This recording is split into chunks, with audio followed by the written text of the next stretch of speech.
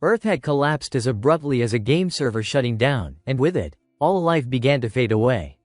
In that spiraling chaos, an unnamed omnipotent being offered a single solution: extra-dimensional deployment. The heroes who abandoned the dying Earth and stepped into other worlds came to be known as the Vanguards. The life force they brought back was the only thing keeping the remnants of humanity alive. Among these people was a young man, this story's protagonist, named Chansu. His father had once been one of the highest-ranked Vanguards. Yet when Earth's condition worsened beyond repair, he left for another world once more. And never returned. Unwilling to resign herself to life alone, Chansu's mother set out to search for her husband, only to vanish as well. Chansu grew up an orphan, his memories of his parents blurring with time until even their faces became indistinct silhouettes in his mind. He longed to become a vanguard so he could one day cross into another world and find them, but every attempt he made ended in failure. Now, Chansu scraped by with simple day labor whoever called, he worked for. But his heart drifted toward distant worlds he had never seen. He was so entranced by Vanguard broadcasts that he even watched them during work hours. Why are not you working? What are you standing around for? Young people these days are always lost in pointless fantasies. His employer's scolding snapped him back to reality, and Chansu bowed deeply, eyes full of apology. He rushed off to clear the tangled vines blocking the path. It was his first day on the job, and he had already been reprimanded. Anxiety coiled inside him, regret for being careless, fear of getting fired. With a series of clean, practiced motions, hands cutting left, right, up, and down, Chansu dealt with the vines swiftly and precisely. The bot stared, stunned, mouth agape at the boy's uncanny skill. In moments, the mess was gone without a trace. Chansu exhaled in relief, though his expression stayed somber. For him, the other world still felt like a distant, unreachable dream. He looked around, then lowered his gaze to the sickle in his hand. A fleeting thought crossed his mind. Could he ever become someone like that? Shaking off the doubt, Chansu headed straight for the deployment support center. After squeezing through the packed crowd for what felt like an eternity, he finally reached the service desk. I wanted to check if there has been any progress on the search. The staff member typed without looking up. After a moment, a stark message appeared on the screen. The search deposit for locating his family was still insufficient. Chansu froze as the employee delivered the blunt follow-up. Chansu, this is not a charity. Come back when you have gathered the full amount. Before he could respond, a bald man nudged him aside, sending him stumbling away with a mix of fatigue and disappointment. He trudged home, each step heavier than the last. And as always, the moment he walked inside, despite living alone, he called out, "I am home." In the dim room, Chansu sat quietly, letting old memories rise and fall. Faces he could no longer recall clearly, moments that felt more like dreams than reality. Sadness surged like a rising tide. But suddenly, a radiant light flashed through the window. He rushed to open the door and a blinding beam burst down from the sky, brilliant and overwhelming. The sheer pressure slammed Chansu backward, his head cracking against the wall. He blacked out instantly, unable to process what was happening. A short while later, he stirred, wincing as pain throbbed through his skull. Inwardly, he cursed, utterly dazed. What the hell just happened? My head feels like it is about to explode. At 8 of the clock sharp, an emergency alert flashed across the screen. An S-ranked vanguard had retired. Chansu froze, heart pounding. On his phone, a trembling voice began to speak, a man whose body was ravaged by injuries, forcing out what sounded like his final words. In the end, because I could not protect the deity, every vanguard who accompanied me was killed. I was forced to return alone. Now, I have lost all my strength. I can no longer undertake another deployment. After much deliberation, I have decided to retire. Please. I entrust Earth to all of you. Do not lose your courage. The announcement instantly became the center of global attention. The press conference turned into breaking news that shook the entire world. Chansu stared silently at the screen, his chest tightening. As if failing the mission was not enough, now retirement too. Before he could sort through the tangle of thoughts in his head, a sudden knock echoed from outside. Knock, knock, knock, cutting through the turmoil. Chansu frowned, stood up, and walked toward the door. Who would come looking for him at this hour? When he cracked the door open, no one was there, only the empty, quiet hallway and a chilly draft slipping through. A flicker of suspicion crossed his mind. Was someone messing with him? Mr. Chansu, Mr. Chansu, down here. A small, clear voice called out from below. Startled, Chansu looked down. There, at his feet, sat a rabbit, a plump little rabbit with upright ears, a snow-white coat, and an iPad clutched tightly in its paws. It gazed up at him, its mouth quivering as it spoke. You are Chansu, right? This is your place, is not it, Mr. Chansu? The absurdity of the scene hit him so hard he collapsed straight onto the floor, nearly fainting. Only one thought echoed through his mind: I am dreaming. This has to be a dream. But the chubby rabbit did not care about his shock in the slightest. It tapped frantically on the glowing iPad while continuing to chatter. You are Chansu, right? Calm down, just listen to me. I have incredible news for you. Congratulations. Its round eyes curved with excitement, its tone bright and cheerful, as if announcing a lottery jackpot. You have officially become a vanguard. Chansu blinked in confusion, his voice shaking as he stammered, What? What did you just say? The chubby rabbit nodded sagely, its long ears bobbing in rhythm with its gentle tone. I understand. You must be overwhelmed right now. Then it reached into its little jacket, rummaged for a moment, and pulled out a gleaming card, holding it up proudly in front of Chansu. But the truth is exactly what I said. You, Chansu, are the chosen one. If you still do not believe me, why do not we go somewhere else and talk? Before Chansu could even gather his thoughts, the chubby rabbit grabbed him and dragged him along. As it hopped down the hallway, it peppered him with cheerful questions. Oh, by the way, do you have any special talents? Embarrassed, Chansu scratched his head. I grew up poor, so all I am good at is cutting grass and picking flowers. Maybe catching a butterfly here and there. The rabbit stopped so abruptly it nearly skidded across the floor. Its ears shot straight up, its mouth dropped open, and its eyes bulged like they were about to pop out. What did you just say?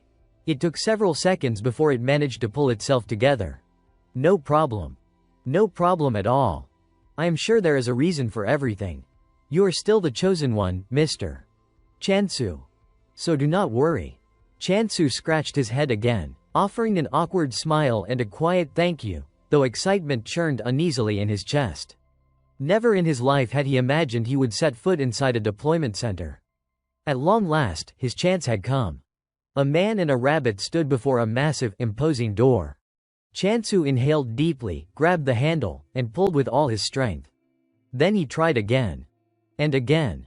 The door did not budge.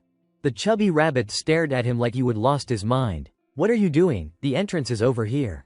When Chansu turned, his entire body went rigid, his lips twitching. This is the entrance, are you blind? That door is tiny, how is anyone supposed to fit through that? The rabbit blinked innocently. But I can fit. Defeated, Chansu sighed and turned away. Forget it. I am going home.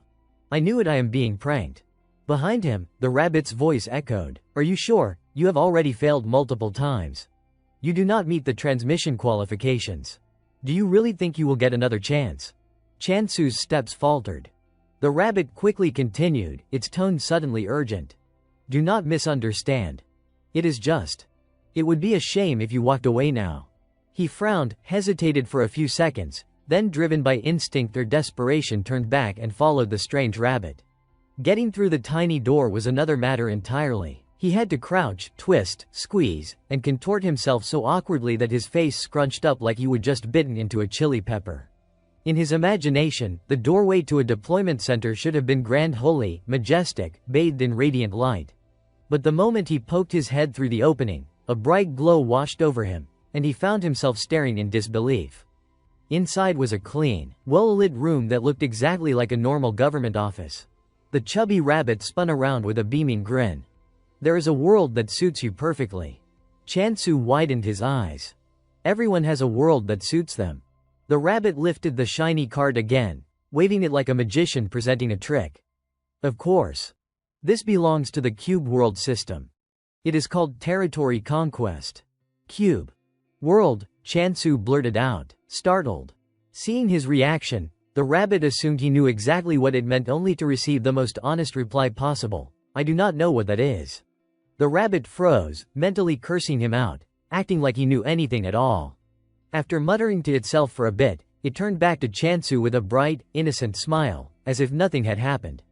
Haha, so you really do not know. Well, that world's been a hot topic lately. Its biggest feature is the presence of divine blessings. The moment the word divine was mentioned, Chansu immediately thought of the devastating news report earlier that day.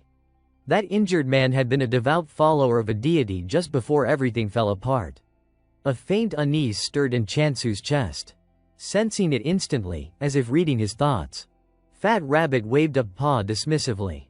Relax, the gods in this world are nothing like that recent disaster. Chansu frowned. So which god is it? The rabbit's tone turned more serious than usual. By rule, the assignment of gods is random, it said, but then its eyes flashed strangely, its ears pricked upright, and its voice dropped to a conspiratorial whisper that made the air feel electric. If you decide right now, you will get the privilege of choosing. With that, it produced a neat stack of cards, its gaze shining like a temptress showing off a treasure. It offered the cards to Chansu. What do you mean my choice? Chansu's eyes widened. He had no idea how to choose. He stared at the 3 cards, his hand trembling slightly. Seeing him hesitate, the rabbit tilted its head and softened its pitch into honeyed coaxing. Chansu, this is a once-in-a-lifetime chance. What are you waiting for? Vague childhood memories rose up his father's expectant eyes, his mother's departing silhouette along with the lifelong dream of becoming a vanguard to find his family. A bell seemed to toll inside his head, miss this, and who knew when another chance would come. Why stall like a fool, he told himself. He drew a deep breath and reached out. All right. I choose. He gripped one of the 3 cards and flipped it over with a trembling hand. Suddenly a burst of black light erupted and skeletal white figures whirled and tumbled like restless spirits in the air. Words formed on the card in a cold, clinical font, illegitimate lineage 44%. Chansu collapsed to the floor, his face draining of color. The rabbit peered down and gave a soft, amused chuckle as if nothing dire had happened. Oh, come on, that was just the introduction. Why the dramatics? Chansu's hands shook as he clutched the card. What kind of god has an intro like a seance? Just the name alone sounds ominous. Illegitimate lineage. And there is a percentage. How is any of that good? He scratched his head, voice wavering. Can I draw again? The rabbit smiled broadly, as if it had anticipated the question. Sure, draw as many times as you like. But each pull produced the same result. This time the card announced coldly, illegitimate lineage 45%. Rage flared in Chansu. He jabbed a finger at the card and shouted, this is a scam, why do I keep pulling gods like this? The atmosphere dropped heavy in an instant. The rabbit's usual sunny grin vanished, replaced by a grave tone that pressed on him like a weight. You are mistaken, the cards are not flawed. Understand, its words carried an authority that shut him up. Chansu stammered, startled. I did not mean to imply the cards were broken. The rabbit narrowed its eyes. Each syllable it spoke now snapped like a command. This is the last time. Choose carefully. Cold sweat trickled down Chansu's palms. He muttered a prayer under his breath. Please, not that god again. Please. Finally, he pulled a card. Boom. A blue light flared, pure and different from the earlier displays. Chansu stared, eyes wide and shining with a fragile hope. The card read, Goddess of Prosperity 0.001%. For a second he was frozen, then he bit his lip until it trembled. The effect might be weak, he thought, but the odds this had to be an ultra-rare draw. He pictured a beautiful, beguiling goddess in his mind, and a foolish little drool of fantasy slipped from the corner of his mouth. The rabbit beside him darkened, perplexed by the lecherous gleam in his eyes. But the mood shifted in a heartbeat. It burst into a radiant grin, its ears flicking with more excitement than Chansu himself. Chansu, do you want another shot? Chansu frowned suspiciously. What happens if I pick this card? The rabbit answered crisply, immediate departure. Departure. Before he fully registered the meaning, the rabbit's voice winked with enchantment. What are you waiting for? This is your chance to become a vanguard, to join the ranks of the returned. People will admire you, they will call you a savior. Think about it, Chansu, a whole new life is waiting for you. Chansu lowered his gaze, fingers curling into a tight fist. Yeah. If he kept living like this, he would be stuck running errands forever, slowly grinding himself down until there was nothing left. At that exact moment, a notification window flared open before his eyes. Congratulations. From this moment on, you are a follower of the goddess of prosperity. Your deity is about to manifest. The sound faded and then the world ignited. A radiant silhouette materialized, hazy yet divine, a dignified goddess, resplendent like a figure carved from pure jade. Chansu's heart thundered in his chest. Another notification bloomed before him: "Welcome, future Vanguard candidate." But the vision vanished as quickly as it came, dissolving into strands of light. Silence reclaimed the world. Chansu remained frozen, mouth slightly open. Was that really the goddess of prosperity? A moment passed before the corners of his lips slowly lifted. With a goddess like that behind him, it felt like he could do anything. "All right. Where do I go now?" he asked, excitement trembling in his voice. Fat Rabbit led him toward a swirling vortex of violet light, its spiraling mass yawning open like the throat of an abyss. Chansu halted instantly. He stared at the vortex, anxiety clawing up his spine, feet glued to the ground. This thing did not look safe. He hesitated so long he could not bring himself to take a single step. Fat Rabbit sighed behind him, then pop. A small but perfectly placed kick struck the center of his back. "You rotten rabbit," Chansu screamed as he was sucked straight into the vortex. The light swallowed him whole. Above, Fat Rabbit remained where it stood, watching. A cold voice echoed from behind. "Why did you do that?" Fat Rabbit did not turn around, eyes still fixed on the swirling portal. "You know very well direct intervention is forbidden." The voice sharpened, carrying an edge like a blade. "I told you not to let this one slip. You still have not given up on your own god, have you?" Fat Rabbit's ears drooped, its lips tensed. "Of course not." Meanwhile, Chansu was suspended inside the vortex, weightless in the spinning void, when a new notification popped up. "Loading, 78%. He blinked. "Huh, loading what?" Another line appeared. "A deity's percentage represents the power of their faction." A bucket of ice water might as well have been dumped over his head. "What? It is not a rarity score, it is the measure of how strong they are." He did not even have time to process before the vortex spat him out, slamming him onto a barren stretch of land. Chansu clutched his head, teeth grinding. "Now you tell me." He lifted his gaze.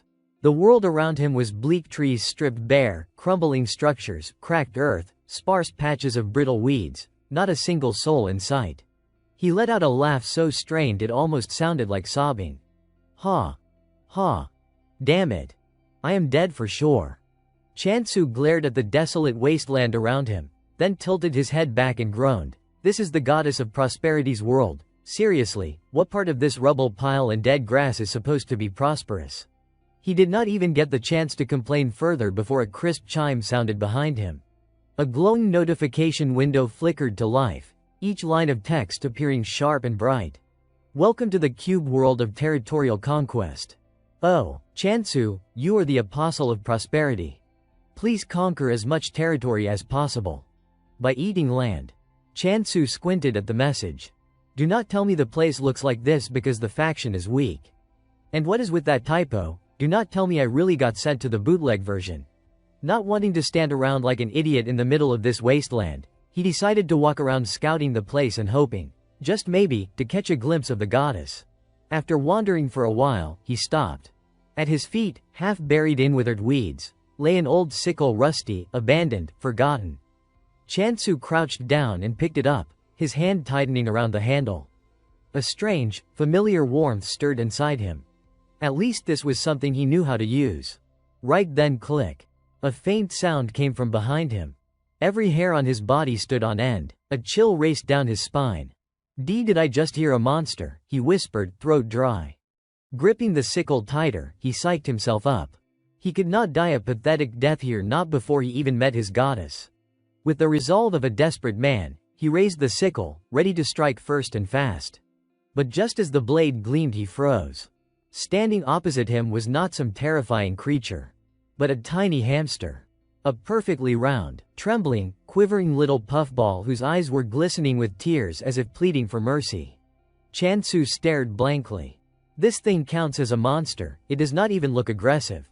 Still, he forced himself to think of a reasonable excuse. "Well, monsters drop loot, right, maybe if I catch it." Before he could finish the thought, the hamster puffed up like a spiky ball, tears spilling over as it flailed its tiny paws in a frantic "please do not kill me" panic. Chansu could not help but snort out a laugh. All right. I am joking. Just do not bring your whole family here and we are fine. Besides, looking closer, you are actually pretty cute. The hamster immediately relaxed, let out a tiny sigh of relief, and hopped onto the ground, scampering away. Chansu blinked. Wait, just leaving like that? He had barely begun to grumble when the hamster suddenly stopped, turned around, and looked back at him with two bright, shiny eyes. It let out two sharp squeaks, like it was calling him. Chansu pointed at himself. You want me to follow you? The hamster bolted forward like a speeding bullet. Chansu sprinted after it, gasping for air, drenched in sweat. How can something that tiny run that fast? Where is it even going? After a long, exhausting chase, they finally stopped.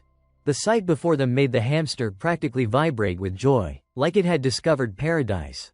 As for Chansu, his eyes went wide.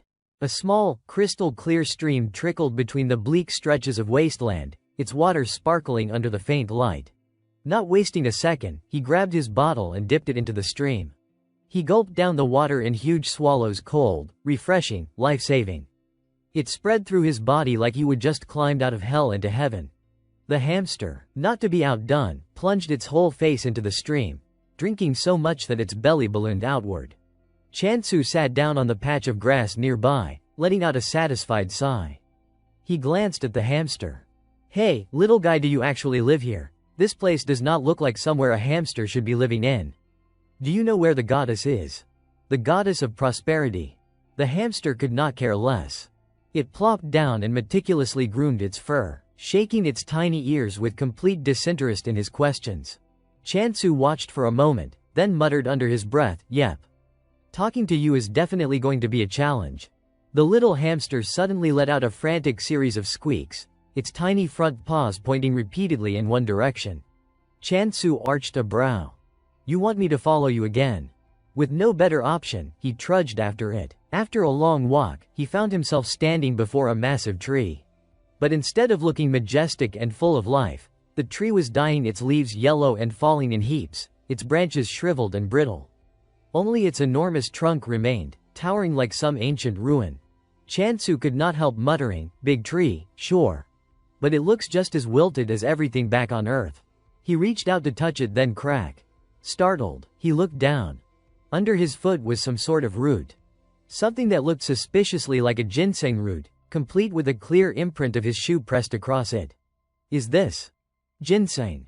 He barely had time to process the thought before the hamster burst into loud, heart-wrenching sobs. It squeaked a long, despairing cry and hurled itself toward the crushed root, hugging it as if it were a beloved relative who had just met a tragic end. Chansu rubbed the back of his neck, mortified. Sorry, was this your cousin?" Right then, the cold voice from a system window chimed in again. "You have discovered the deity of this region." The notification hovered before him. Chansu stared at it, dumbfounded. "Wait, what? I discovered the goddess. Where is she?" Suddenly, the hamster, still crying, leapt at him and bit into his pant leg, tugging with desperate force.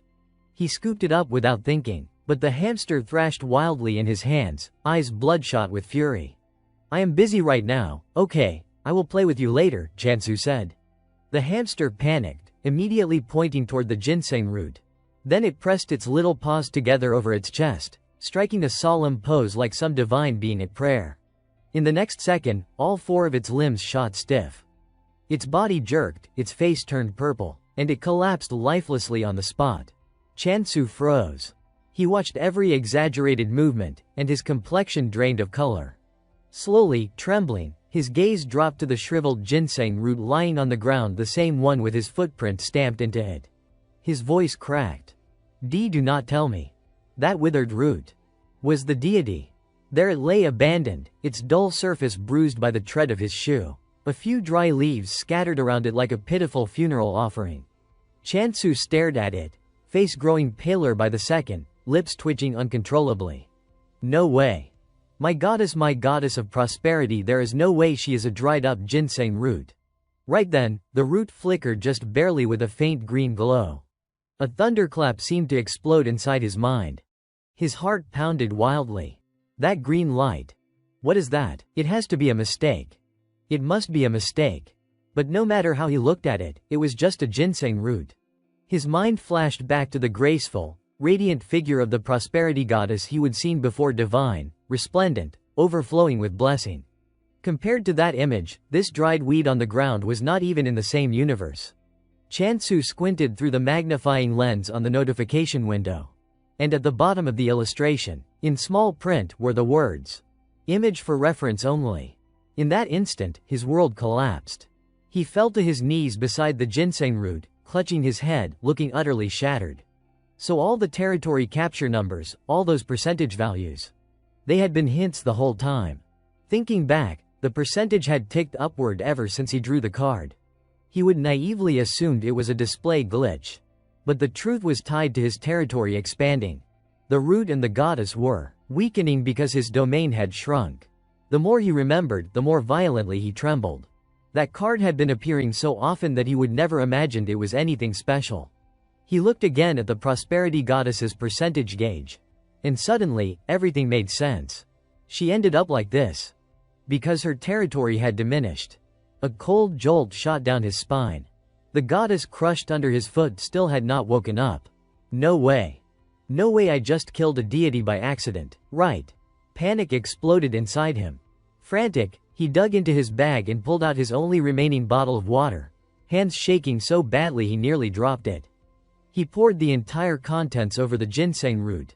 Amazingly, the dried, brittle skin trembled, the brown, lifeless color slowly tinged with a faint hint of freshness, as if the root were drinking in a breath of life.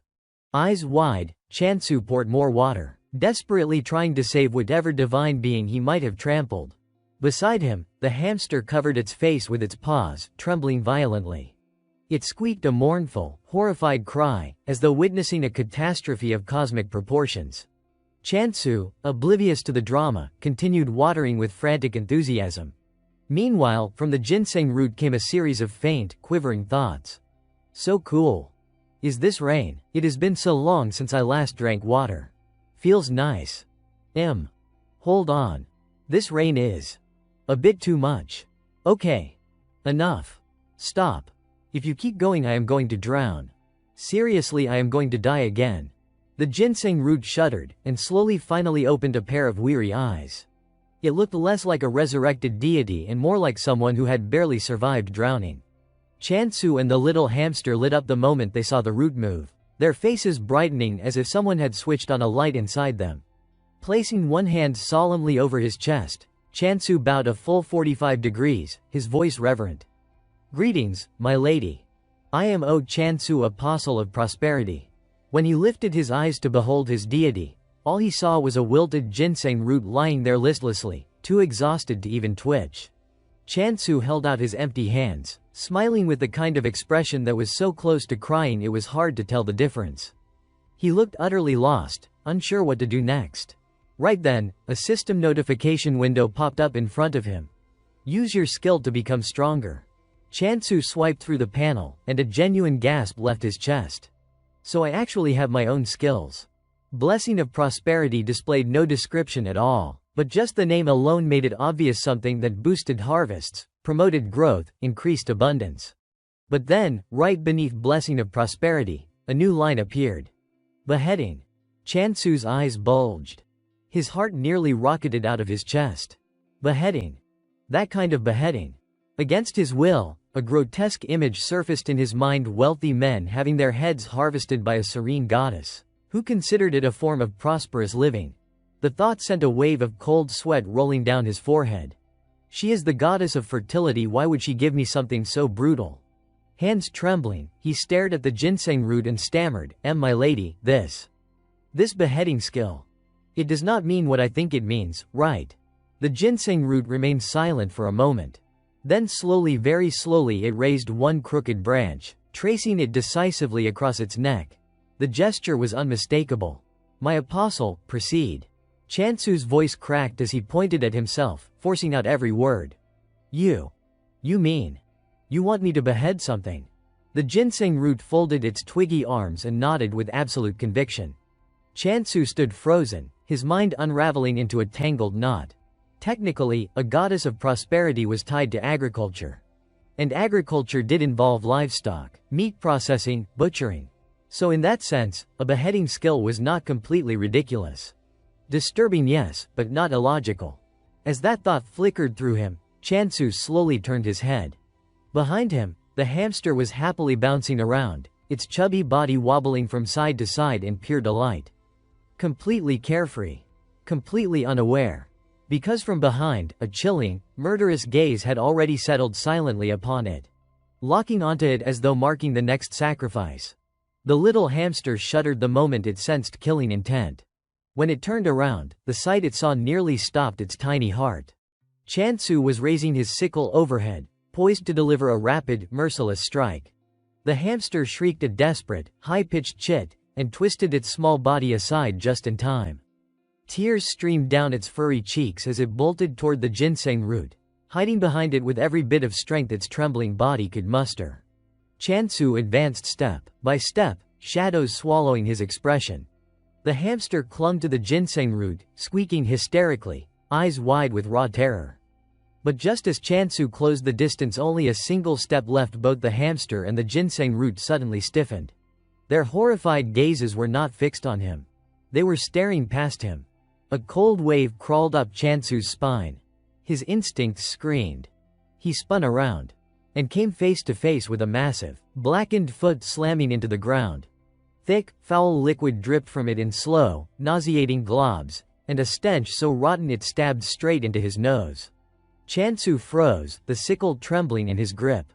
Behind him, the hamster pressed even tighter against the ginseng root, its watery eyes fixed on the monstrosity. The air seemed to thicken, growing heavy enough to strangle. A hulking silhouette loomed slowly into view, a towering creature that looked like a specter wrapped in a sludge-soaked black shroud. Chansu swallowed hard, fighting the scream rising in his throat. His fingers tightened around the sickle until they shook. The ginseng root and the hamster were curled into a terrified bundle, clutching each other, their eyes glimmering with tears about to spill. Then, suddenly, the little hamster darted forward. It planted its tiny feet in front of the ginseng root, spreading its arms wide, shielding her with its miniature body as if declaring it would stand its ground to the very end. Chansu froze for a heartbeat, something in him snapping into clarity. It is not a monster. I was wrong. His jaw clenched. If that was the case, then the only enemy left was the giant fiend in front of him. Chansu drew a sharp breath, mustering every ounce of courage he had left, and charged. His footsteps thundered across the ground. He narrowed his eyes, scanning for any weakness, and thankfully, the creature's head and neck could still be distinguished through its muddy mass. A system prompt flashed across his vision. You may activate the beheading skill. Once he was close enough, Chansu swung the sickle in a wide arc. The rust-eaten blade suddenly gleamed with impossible sharpness like a sacred weapon forged for slaughter. It sliced clean through the monster's neck. The severed head dissolved instantly, breaking apart into tiny motes of shimmering light before fading into nothing. The body collapsed like a melting sandcastle, sinking into a wet heap that soaked the dirt around it. The hamster and the ginseng root stared in disbelief. Chansu, this half-starved, frantic apostle, had felled the monster in a single decisive strike. He stepped toward them, steadying his breath, and spoke softly. "My lady. Are you all right?" But when his eyes landed on the hamster's tear-streaked face, it was like thunder cracked inside his skull. That little brat. In that split second, it had thrown itself forward to shield the goddess. A flush of shame burned through him. Chansu dropped to his knees and bowed deeply, his voice sincere and breathless. "I am so sorry. I made a huge mistake. Will you forgive me?" The hamster blinked, then glanced at the ginseng root as if seeking permission. It let out a soft, hesitant chit. Only after a long moment did it raise its tiny paw, signaling agreement. Relief washed over Chansu's face. He stood up with a sheepish laugh, rubbing the back of his head. "I, actually thought of a name for you. How about it? Since we will be living together from now on, you should have something to be called by." The hamster's eyes sparkled, and it squeaked enthusiastically. Warmth settled momentarily over the scene. And then, a new notification flashed. Due to skill effects, the beheaded target has been automatically converted. Undying Demon Hunt, 1 completed. Chansu stiffened, staring at the glowing text. So that thing he fought. It was an undying demon. The system shifted again. The offering will automatically be bound to the goddess. And a new tension rippled through the air. Chansu quickly turned toward the ginseng root, and his eyes lit up at the sight before him. The once withered, shriveled root now gleamed with vitality, its wrinkled skin smoothed out as if rejuvenated, faint streaks of light flowing over its surface. Excitement surged through him. If we keep this up, she will return to her prosperous form in no time. I am going to chop some more, he muttered, and together, the boy and the little hamster dashed off, as if they had just discovered the ultimate leveling strategy. Now that he knew it worked, all that remained was to repeat the process. Climbing the barren hill, Chansu had no trouble spotting monsters similar to the one he had just defeated. Everything here, like the goddess herself, was dry, desolate, and stripped of cover, leaving the creatures in plain view. Just then, a notification flashed before his eyes. Undetermined points exist in this area. The text explained that these points could be used for system world features and could not be traded between players. Chansu blinked, murmuring in confusion, points. When did I even get points? Before he could ponder further, a rustling sounded from behind him, a horde of monsters swaying as they approached. Chansu drew a deep breath, tightening his grip on the sickle, a sly smirk tugging at his lips. Lucky me. This skill is strong and easy to use. The monsters moved slowly. All he had to do was time the sickle's swing through their necks, and their heads were off in a single strike. The familiar sound rang out in his ears, skill activated, beheading. He lunged into the horde. Running back and forth among the monsters, he swung the sickle, continuously decapitating, cleaving, and smashing every target in his path. The notification chimed again: hunt monsters to gain points. Chansu laughed, exhilarated, determined that he would not stop until he had slain 100. The display already showed 4 undying demons defeated. After an exhausting frenzy of slashing, he had taken down 101 monsters and returned victorious. The little hamster puffed out its chest proudly, standing on Chansu's shoulder with its tiny arms akimbo, squeaking triumphantly and mimicking heroic combat moves. Chansu could not help but laugh aloud, teasing, "Everyone would think you did all the work yourself." The hamster immediately swatted at his face with tiny, indignant paws, squeaking furiously. The two of them argued and teased each other, then erupted into laughter, Chansu rubbing the hamster's ears while glancing at the notification. He muttered thoughtfully, "But why call it the Undying Demon Hunt? These things are not immortal once slain, they are gone. Huh. I guess if I keep hunting, I will figure it out eventually." With that, Chansu approached the ginseng root again. His eyes sparkled like a child's. The root now looked as if freshly unearthed, washed clean, its skin smooth and shiny. A tiny flower bud had sprouted on a leaf, waving as though to welcome him. The thought of the goddess of prosperity regaining her full, radiant form brought a mischievous grin to his face. The ginseng root twitched slightly, trembling as if summoning the strength to move. Seeing this, Chansu bent down eagerly, asking respectfully, "What should we do next?" A boy and a ginseng root, standing together beneath the drooping, desolate tree. After a brief silence, the ginseng root raised its small arm and pointed upward, as if to say, "I need to climb the tree." Chansu gently placed the root in his palm and approached the base of the tree. The ginseng extended its roots to touch the withered trunk, then looked back at him intently. "Do I need to touch it too?" he asked, a hint of surprise in his voice. Taking a deep breath, he pressed his hand against the bark. At that instant, a notification illuminated before his eyes: "You may use the Prosperous Blessing skill." Another line appeared: "All blessings will consume points." Chansu whispered the phrase like a mantra: "Prosperous Blessing." Immediately, he felt the energy accumulated from monster hunting surge through his body, streaming directly through his hands and into the dry, lifeless tree. A radiant stream of light poured from Chansu, spreading in all directions, making even the little hamster gape in astonishment, squeaking endlessly. Chansu strained every last bit of energy, pouring it into the tree. He had no idea how long the monsters on the hill would take to respawn, but as long as they did, he could continue to slay, gather energy, and bestow blessings again and again. The withered tree trembled, then surged upward with astonishing speed. Long branches shot out, fresh green leaves sprouted densely, and in the blink of an eye, the tree was covered in vibrant life. Pure white blossoms unfurled on the higher branches, releasing a faint fragrance before immediately folding back. In that same spot, young green fruits began to appear, swelling like water-filled balloons. Their color slowly deepened to a rich crimson, plump and heavy enough to bend the branches. Chansu, exhausted and gasping for breath, looked up in awe. The tree was now laden with gleaming red apples that shimmered like jewels in the afternoon sun. Trembling, he reached up and plucked one. He could hardly believe it, real apples. For the first time in his life, he saw the fruits of nature up close and realized how large and heavy they could be. Saliva threatened to spill as he ached to bite into it immediately, but he restrained himself. As a disciple, the first fruit must be offered to the goddess. The ginseng root raised its tiny arms, embracing the massive apple. Watching it hold the fruit, Chansu could not suppress a satisfied smile. But almost instantly, the apple began to shrivel at an alarming rate. Soon, all the juice was gone, leaving only a dried husk. Chansu's eyes widened in shock as he observed the goddess's method of absorbing the fruit. Undeterred, he climbed the tree again to harvest several more apples. Cradling them in his arms, he approached the little hamster to share, thinking to himself, "The goddess has given me a formidable skill called beheading, better stay cautious." Pushing aside all other thoughts, he focused on enjoying the apples in his hands. With each bite, the sweetness spread, delicious beyond measure, almost impossible to stop eating.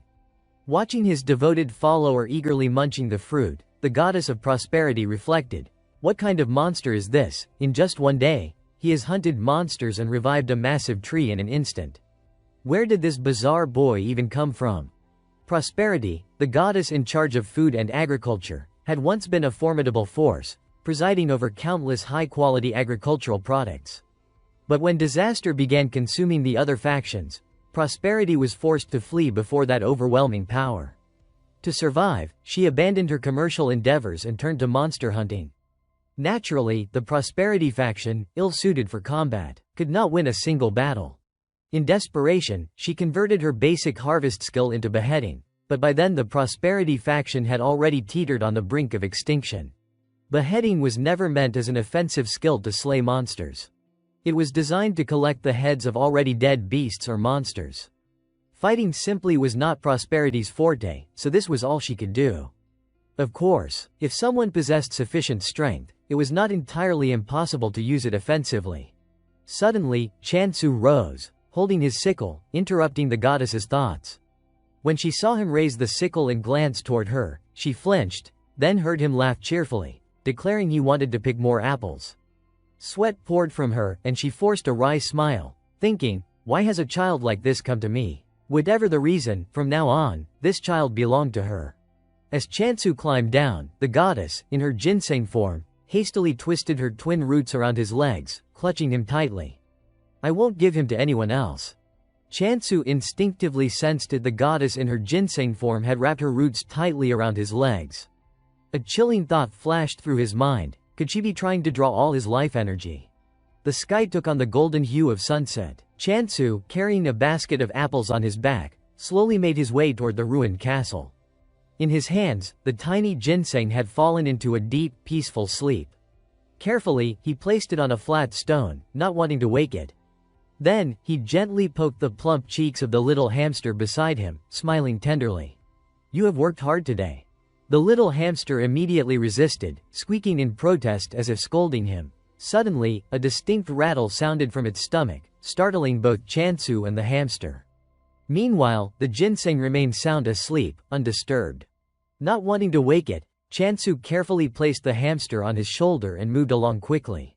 His face bore a hint of dejection from his still empty stomach, muttering inwardly that apples alone were not enough. Just then, the notification sound echoed in the quiet space. A message appeared, a delivery event was underway. Looking at it, he could not help but wonder, so that is why there is this event. It must be because so many people had come from Earth. But for delivery, would not they need to know his exact location? The little hamster, bored, let out a long yawn and flopped lazily onto Chansu's shoulder, quickly falling asleep. Chansu smiled wryly, carefully lowering the hamster beside the sleeping ginseng. He then gathered some nearby leaves and gently covered both of them as if tucking them in with a blanket, letting them rest peacefully in the cool afternoon breeze. Elsewhere, in a place called the Sanctuary of Reincarnation, a young woman strode forward with fierce determination, her heels striking sharply against the stone floor as she made her way to a room where a man was intently writing. Bang! The sudden opening of the door made the man startle, dropping his pen. Trembling, he wrapped his arms around himself defensively, stammering, "Wait, the delivery. Why are you here, senior, are you joking with me?" The young woman, Hei Sujin, disciple of reincarnation, gritted her teeth and cut him off. The man's face went pale as he hurriedly waved his hands in explanation. "I do not know what you are talking about, but please, calm down first." Sujin, trembling with anger but her voice brimming with indignation, raised the delivery form in her hand. "I am already buried under my own work, and now this. A business trip to the outskirts for 3 days and 2 nights. You know full well it is because of that damn free shipping event that I have not earned a single coin, right, and yet I still risked my life delivering these packages. For what in return? A single apple, and on top of that, they had the audacity to say they did not have any money and wanted to trade apples for goods." Bang! Sujin slammed both hands onto the desk, glaring fiercely. "What did I do wrong?" The man opposite her immediately broke into a cold sweat, his spine stiffening, eyes darting away. He tried to turn his head aside, stammering, "And no, nothing at all." Then he clasped his hands together and explained, "On the contrary. It is just that our junior here is far too passionate about their work. I love my work too, but if you keep overworking yourself like this every day, your body won't be able to take it. Even if it is under the pretense of a business trip, you should rest. If you stay here, once this task is done, you will immediately have to move on to another.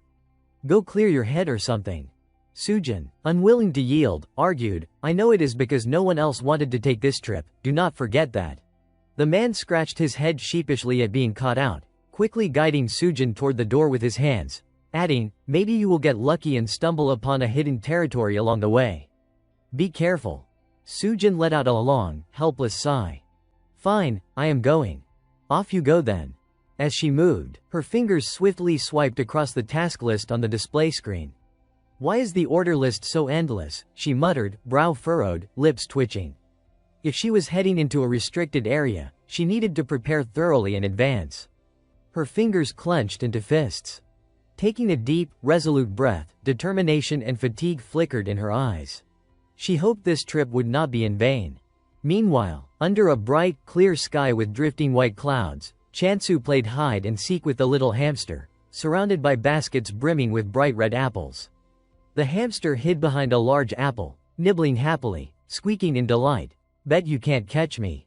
Chansu stepped slowly closer, noticing the partially eaten apple, his eyes lighting up as he teased, "Where could you be? Could it be behind these apples?"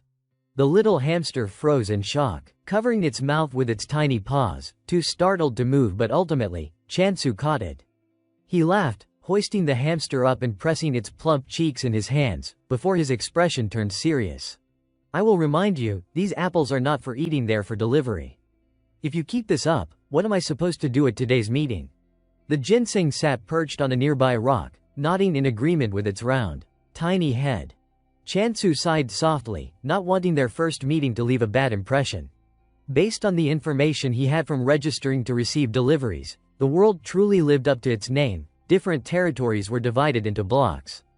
Though they looked like ordinary lands, the edges of the world were marked by walls. Moving to another block required a periodic travel pass. Around him, there was literally nothing. Even the nearest village was a week's journey away. He had eaten little beyond apples, and the delivery work would only take about 2 days. Weary, Chansu poked the little hamster's cheeks to relieve stress, then collapsed onto the ground. He did not know how they managed it, but as long as the sleeping bag arrived soon, it did not matter. A bed would be even better. He propped himself up, catching sight of the ginseng smiling broadly, waving a root in greeting. Chansu laughed, saying, "Oh, I even ordered a pillow for the goddess too." Outwardly, he smiled, but inwardly, he was calculating, to avoid becoming a dried-up mummy, he needed to win as much favor as possible. At that moment, the atmosphere shifted abruptly. Chansu tightened his grip on the sickle, and before him stretched a long line of undead demons, tailing one another as if offering their lives willingly. His eyes turned icy, utterly unmoved. True to their name, these undead kept coming, seemingly endless. Chansu lunged forward, ignoring whatever blocked his path. Kill first, think later. The sickle in his hands gleamed with a cold, metallic light. With just a few swift arcs, the entire group of undead shattered into clouds of dust. The little hamster on his shoulder bristled, shivering as it clung tightly to his collar. Chansu exhaled sharply, casting a brief glance over his shoulder at an undead charging in from behind to ambush him.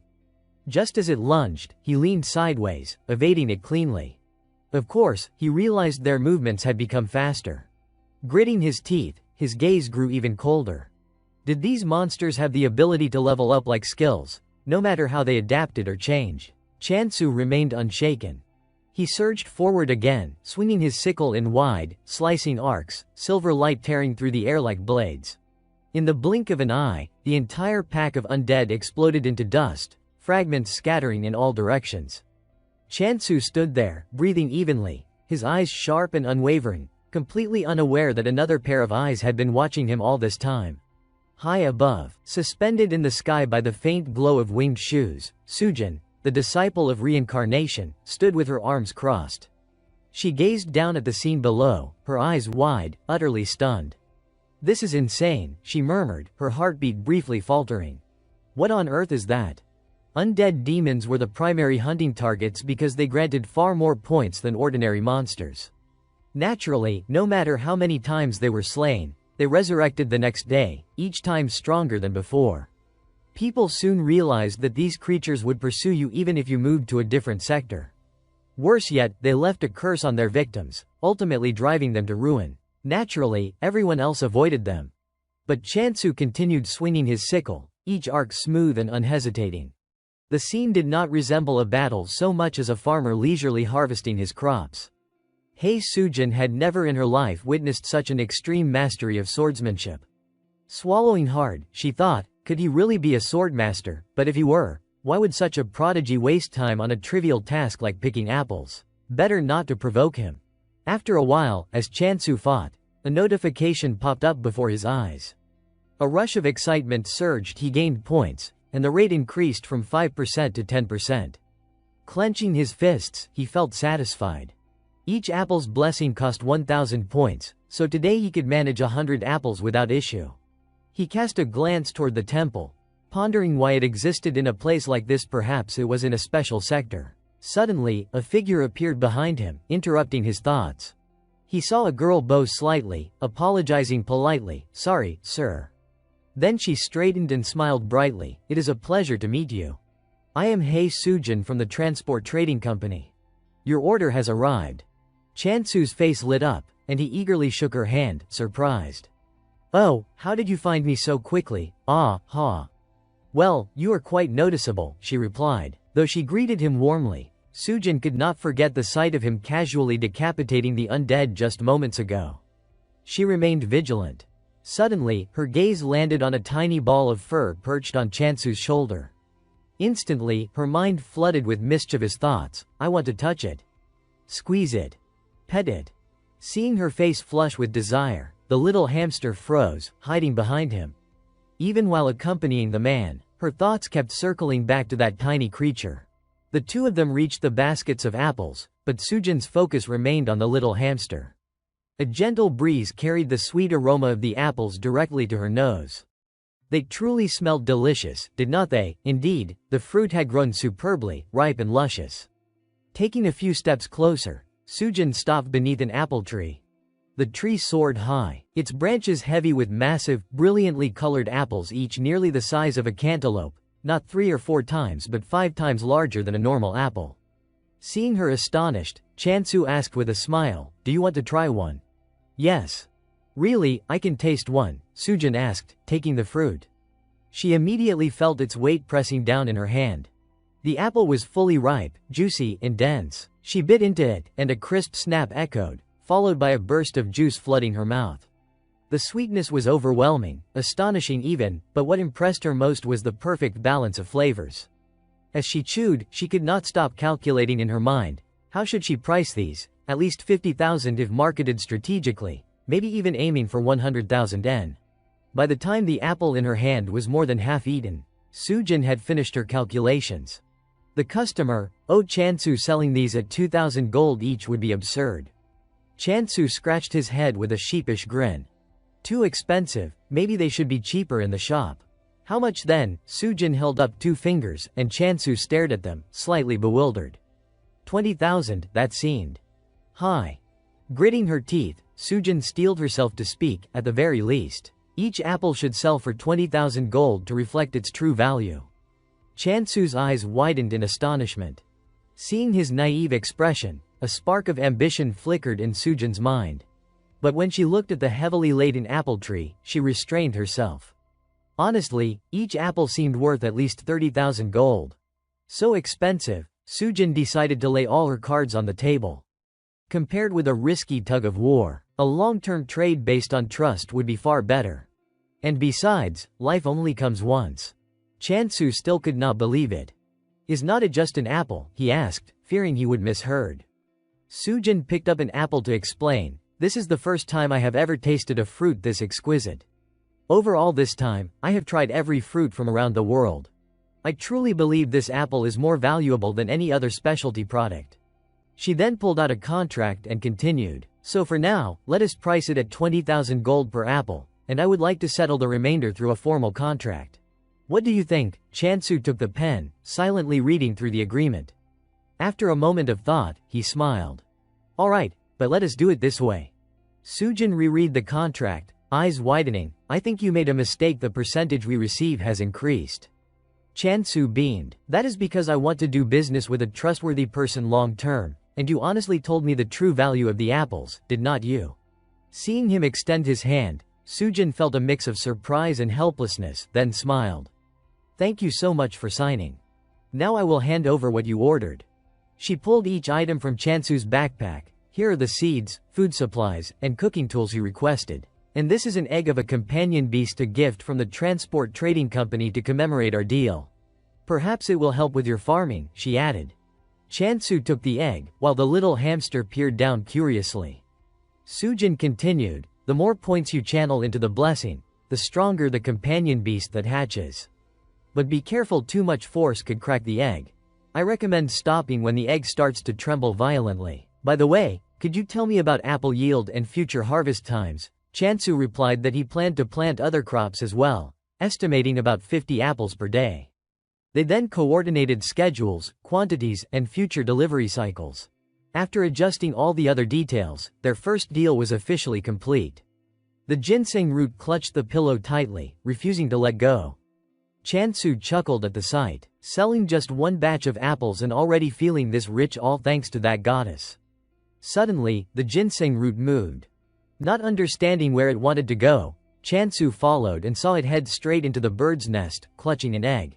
Seeing the ginseng root's eyes gleam with excitement as it looked at him, Chansu forced a smile and thought, "If I want to channel a blessing into this companion beast egg, I will need even more points." He scrolled through the notification frame, searching for ways to gain more regular customers, eventually landing on the monster pole. A chill ran down his spine, but after a moment, he smiled lightly to himself. Now, he had so much free time, and everything was going better than expected. There would be many things in the future, but he was not afraid. In fact, he was eagerly looking forward to them. Back in the city, Sujin immediately went to find her senior and superior. A pioneering practitioner, or perhaps a devoted follower. Surely someone from the alchemist faction. "I am from Korea, warlike or violent forces. I have no idea what their intentions are," the man said, looking at the apple in his hand. All the practitioners sent out initially were from Korea, so it is not surprising that someone capable of producing something like this also happens to be skilled in combat. Sujin bowed, trembling, remembering how he had decapitated over 100 immortal demons with only a rusty sickle. The man chewed thoughtfully. It seems he is aiming to become a swordmaster. Practicing with a sickle might actually help him, but it would be better to hide him rather than focus on protecting him. "I agree. And we should sell these apples in a department store." "Definitely." Suddenly, Sujin grabbed the man's hand mid-bite. "What are you doing? Let go. You already ate all the apples yourself. I am the senior here. And I am the one who delivered them. This piece is mine." As night fell, Chansu sat quietly, channeling his energy into the egg. What would hatch from it? Would it be cute or hardworking? Either way, it would be amazing. The three of them, the boy, the hamster, and the ginseng root, shared a joyful laugh. A moment later, a cracking sound came from the egg. Excitement surged as they watched it. The shell broke completely, revealing a companion beast of SSS rank. A leg poked out first, then a pair of wings, and finally a creature that looked very much like a baby chick. It let out a single, high-pitched cheep, and Chansu froze on the spot. He had spent 120,000 points. Only for a chick to hatch. Watching the little thing wobble around, he could not help feeling deflated. Sure, it looked a bit bigger than an ordinary chick, but once it grew up, it would still just be a rooster. He had hoped for something far more useful. Maybe he should just raise it until it was big enough to eat. He could practically taste fried chicken already. But this was a chick he would bought with 120,000 points. He could not afford to get attached. He should at least give it some simple placeholder name. Hello there. From today on, your name is Ari. And I am Chansu. Ari pointed a tiny wing toward the remaining egg. Chansu pinned all his remaining expectations onto that one. Crack, crack, the shell split open. A piglet tumbled out. In that moment, Chansu was utterly defeated. Why were they all food ingredients, companion beasts? Was this some kind of scam? Even though he was disappointed, he still gave the piglet a name, Doji. Late that night, Ari and Doji slipped away to visit the goddess of prosperity. Both bowed deeply. Cheep cheep, chick no. 10 greets the goddess of prosperity. Oink oink, pig no. 12 greets the goddess of prosperity. It has been a long time, the goddess said softly. I beg your forgiveness for not being able to protect you to the end. Cheep, please do not say that, my lady. Cheep cheep, we are the ones who should apologize for failing to serve you properly. Oink, we will do our utmost so that you may regain your true form. Thank you, the goddess whispered, but be careful. He does not know the two of you are my kin. If he decides you are useless, he might sell you. Or even eat you. The goddess's words left both tiny creatures pale with fear. She continued, until you gain a communication skill, you must do your best. Oink. Are the goddess's words true? Sheep, are you kidding me? That can't be real. Right. Cheep cheep, let us just observe for now. The next morning, Chansu stretched and yawned as he walked out, smiling as he began his day with the immortal demons sending them good wishes through a series of slicing, decisive swings. The noise woke the chick and piglet, who shuffled outside to look. The sight of demon heads flying left the two trembling. Cheep cheep, what? What was that? Cheep was that a skill? Oink, chopping. Chansu was already used to all of this. Every swing of his sickle landed cleanly, without missing once. The two little beasts stood frozen as they watched the immortal demons dissolve into nothing. A chunk of flesh flew near them, making both break into a cold sweat. Cheep cheep, no wonder I felt the apostle staring at us like we were food. Oink, what do we do? Cheep, he really might eat us. A notification popped up, 202 immortal demons hunted. Chansu wiped the sweat off his forehead after finishing the last one. A rustling noise made him turn abruptly. Oh, when did you two get here? Cheep cheep, collapse. The apostle of the goddess has worked hard. Are you tired? Oink oink. Ha, apostle, huh, well, good morning to you too. Cheep cheep, smile, smile. He had no idea what they were saying. He just found them cute. Suddenly remembering something, he glanced at the apple tree, then brought over a plate of sliced apples. Here, do you want to try some? Oink oink, me. Cheep cheep, do not eat too much, do not fall for temptations. You have got quite an appetite, huh, eat a lot and grow quickly. Oink, so tasty, no wonder apple-fed pigs are all the rage these days. I wonder if the meat tastes better when the animal's raised on fruit. The chick jolted in horror and immediately dragged the piglet back. Stop eating, you fool. You are going to turn into apple-flavored pork belly. Chansu held out a slice of apple toward the chick. Ari, do you want some too? Ari tilted her tiny head and paused, thoughts racing. What is this flavor? Over 500 points. Insane, is this really the daily income of a regular apostle? She fought the urge, spinning her head away. Cheep, I won't be fooled, she seemed to say with a determined flap. Seeing Ari refuse, Chansu scratched his head, thinking she did not like it. He tossed a bit of grain her way instead. Her eyes lit up like twin sparks as she stared at the food, so eager to eat, yet terrified she might end up as fried chicken. Reason wrestled with desire, but the heart always wins eventually, even for a chick. For the next 3 minutes, Chansu supervised as they worked together on the crops. Doji pawed at the soil with dedication. Ari planted black beans, covered the seeds, watered them, and activated her blessing of prosperity skill. Easy enough, right? Truly, their goddess was remarkable. The black beans grew plump, shiny, and perfect. Suddenly, the air seemed to drop in pressure, and Chansu shivered. He quickly shook a bean in front of Ari. The little chick jumped to snatch it, but Chansu dodged. It had to be the first harvest for the goddess. Curing root, perched happily on the basket of black beans, seemed to radiate joy as it absorbed the energy around it. Chansu picked up a handful and said, "You two can eat too. Later we will plant potatoes and sweet potatoes." Seeing the piglet dive in is normal, but watching Ari eat so quickly is a bit surprising. After devouring their share, both collapsed with satisfied sighs. Cheap. "Finally, I lose to hunger," Ari admitted. "I am finished too," Doji grunted contentedly. Watching the two finally full, Chansu smiled. "Good, I am glad you enjoyed it.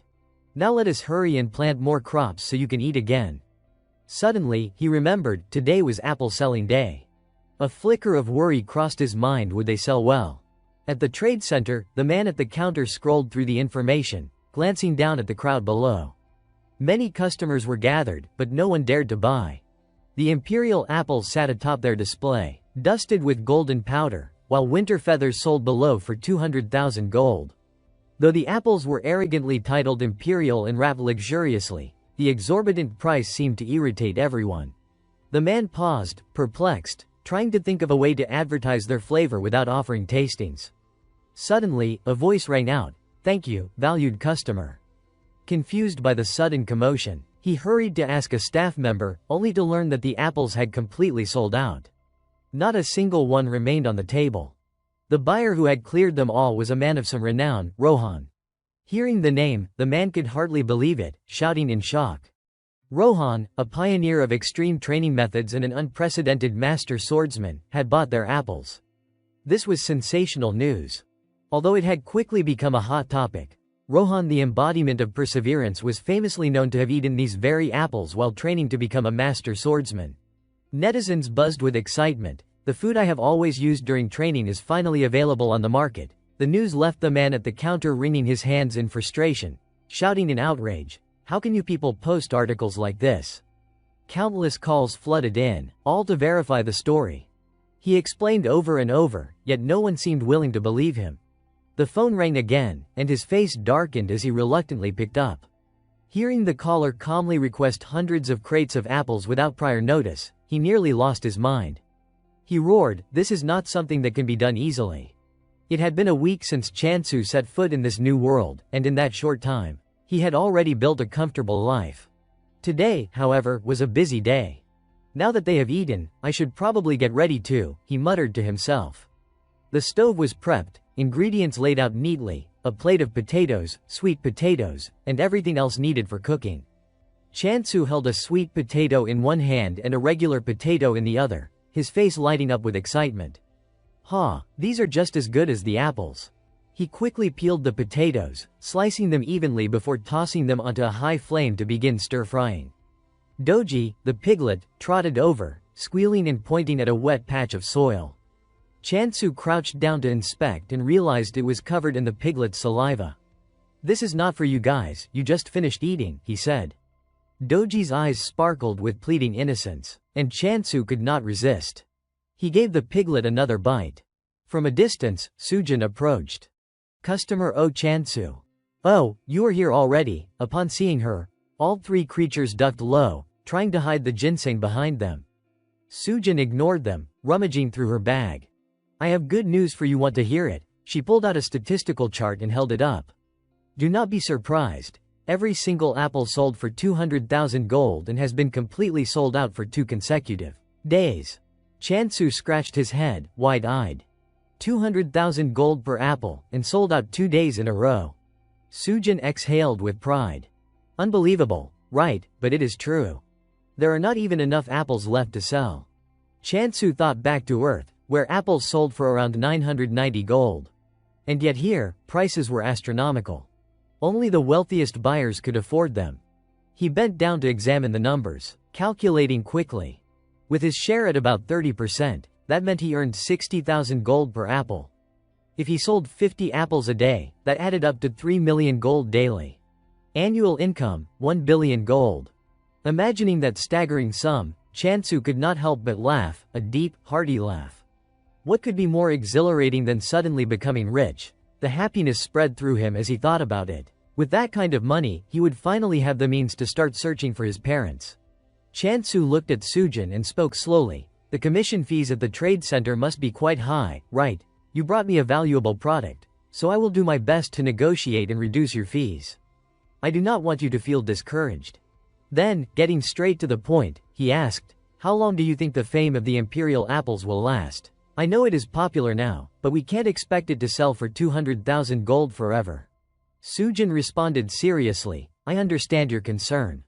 But we have 1 million potential customers, and even if we sell just 100 apples a day, it would take 27 years to reach them all.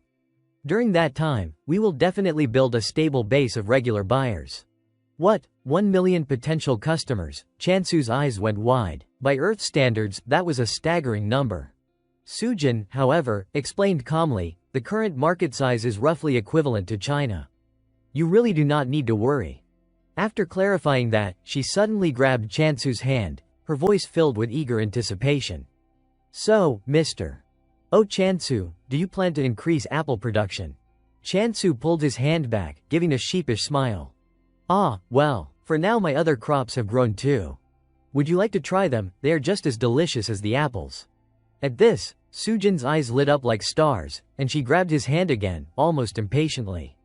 There are things as tasty as the apples. Chansu brought over the pot he had just cooked, and the fragrant aroma wafted up, teasing Sujin's nose and refusing to let her look away. On the table was a plate of steaming boiled potatoes, mist curling upward in gentle plumes. She hurriedly speared a piece and popped it into her mouth. The rich, sweet, nutty flavor melted across her tongue, and her eyes sparkled with delight. It was overwhelmingly good. The crust carried the fragrance of nuts, while the soft, spongy interior was perfect. Seeing her enthusiastic reaction, Chansu brought out 2 more plates, one with golden, crispy fried potatoes and another with piping hot pastries. When Sujin broke into the pastry, the creamy filling and flowing golden sauce mingled perfectly with the fried potatoes. She eagerly tasted it, and as soon as she bit in, tears of joy sprang to her eyes. This dish could easily make it onto the menu of a high-end restaurant. The potatoes were not just a side, they could stand as a main course worthy of praise. Chansu scratched his head, embarrassed but smiling. I am glad it suits your taste. Finally, it was time for Doji's favorite, baked sweet potatoes. Seeing her favorite treat, the little piglet ran over, squealing, give me, give me. The chick stood nearby, utterly despairing, feeling like its life was about to end. Chansu chuckled at the scene, sitting down and handing each of the 2 little creatures a piece. Meanwhile, the tiny ginseng mouse nimbly climbed onto the table, its dark, glossy eyes locked on the steaming sweet potato. It was inevitable. Sujin's animal-loving heart flared up. Her hands moved on their own. Too cute, and the fur is so soft, she murmured. Chansu noticed and turned to her. I was thinking of selling these other crops too. What do you think? Sujin startled, clearing her throat to hide her fluster, but her other hand had already achieved its goal, gently stroking the mouse's silky fur. First, I must say, the food is delicious. But is it okay to increase apple production while also growing these other crops? Chansu paused, replying softly, it would really be difficult without more points. He realized he could not spend all his points solely on farming. Sujin looked at him seriously.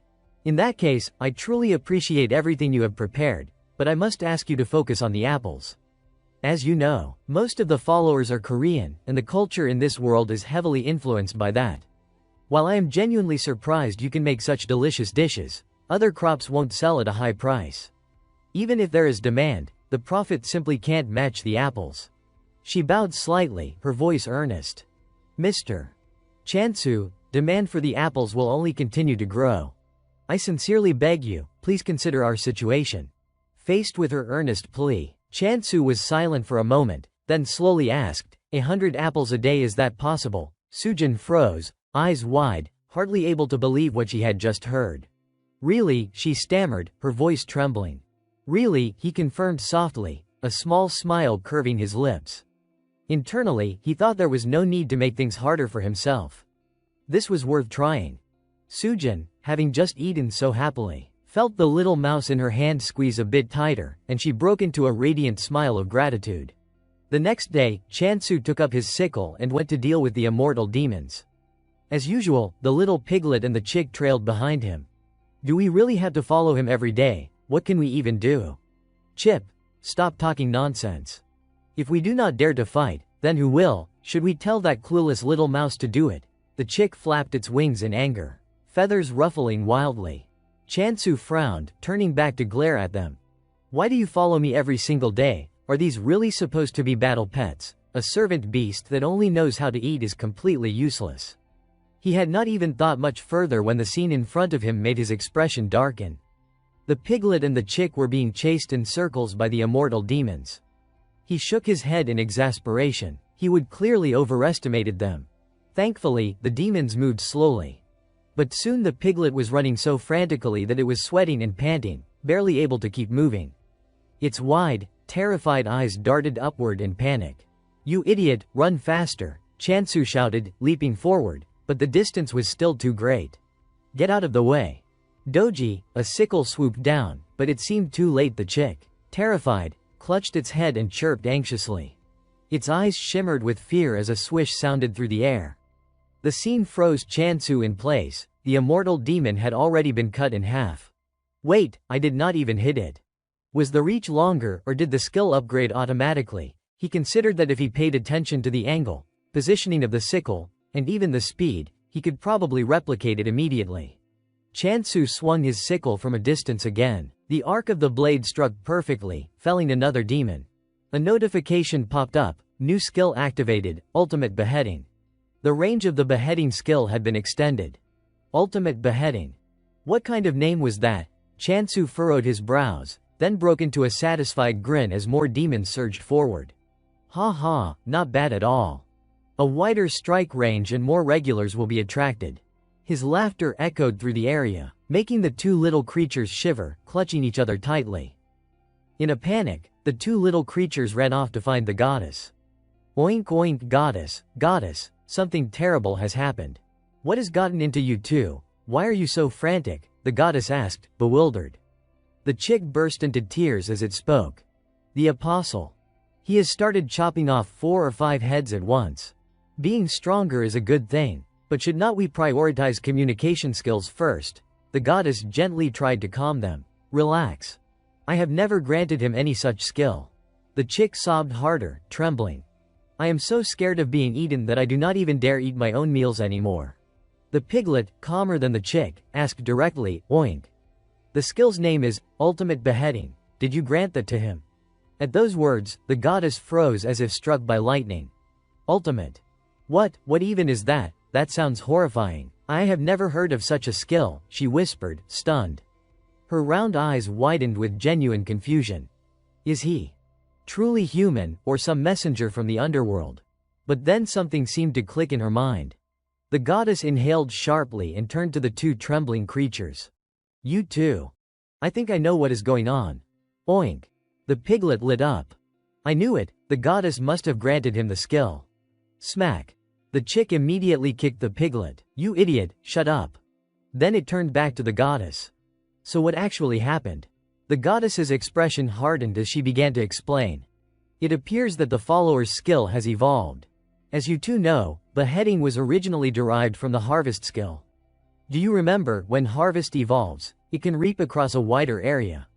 In the same way, the beheading skill has now evolved into ultimate beheading, meaning its attack range has expanded and its destructive power has increased dramatically. The chick turned pale, clutching the piglet's ear as it trembled. But only followers who have been devoted for at least a year are supposed to reach that level. The goddess nodded softly, her tone gentling. Precisely. That is why he is terrifying but also extraordinary. His pace of evolution is so fast it resembles that of a monster. It is no wonder you two are frightened. But thanks to him, we are all still alive to sit here and talk right now." As she said this, the ginseng-shaped goddess reached out and gently patted the chick's head. "When he returns, I will grant him a communication skill. So do not worry too much." The chick continued trembling but seemed somewhat comforted. Quietly, it sniffled, "I am sorry. I showed such an ugly side of myself." In the distance, Chansu was already returning, happily waving as he approached. The goddess waved back quickly, her expression softening into an odd sort of affectionate fondness. A strange longing stirred inside her. "I truly do not know what to say anymore. I can't wait to speak with my follower directly. First of all, I will introduce these little ones as my subordinates."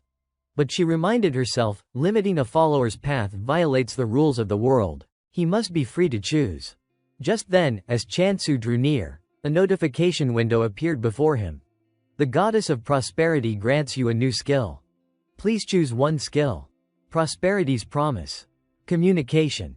Chansu hesitated, uncertain which one to pick. Meanwhile, the goddess stared at him with eager anticipation. "Of course, he is my apostle. He will choose communication. Then I will make sure he stays away from dangerous battles, and the first thing I will say is thank you. Thank you for choosing me." Chansu tapped one of the options. The screen flashed. "Skill selection complete. You have acquired Prosperity's Promise." The ginseng goddess, who had been eagerly awaiting his first words, watched her smile fade.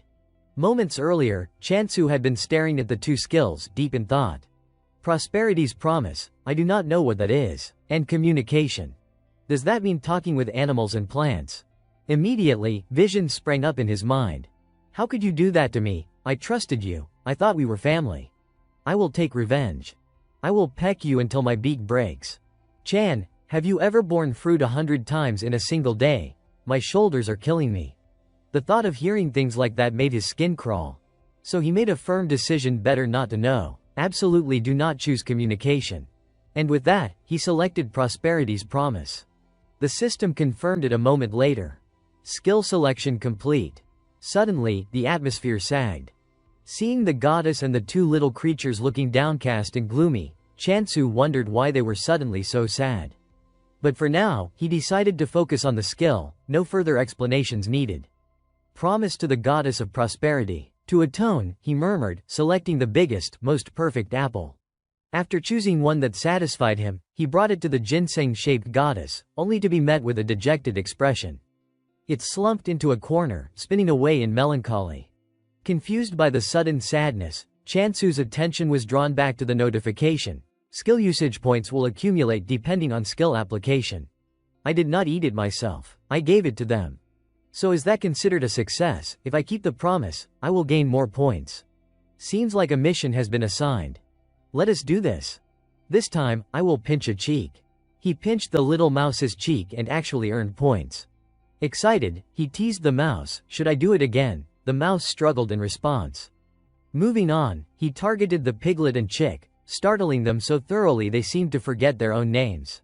He offered an apple to Doji, yet he did not receive any points, puzzled. Then he noticed the piglet's eyes gleaming with undeniable hunger. Could it still be hungry? I have already given it over 10 apples. Realizing the cause, Chansu gave up. Just then, Sujin hurried over, breathless. Customer Oh Chansu, she had returned after only a single day. What is the matter? Chansu asked. Sujin panted as she spoke. Not the time for that. You need to secure this block and protect it immediately.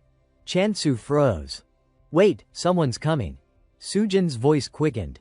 Most likely. The popularity of the Emperor Apple has reached such a level that we had to limit the number of purchases, but even so, 5,000 people have placed pre-orders. At the figure 5,000, Chansu's eyes nearly popped out of his head. They said it does not matter when. Just send the apples whenever they are available. That means the thieves are targeting the apples, and this block will be the hotspot.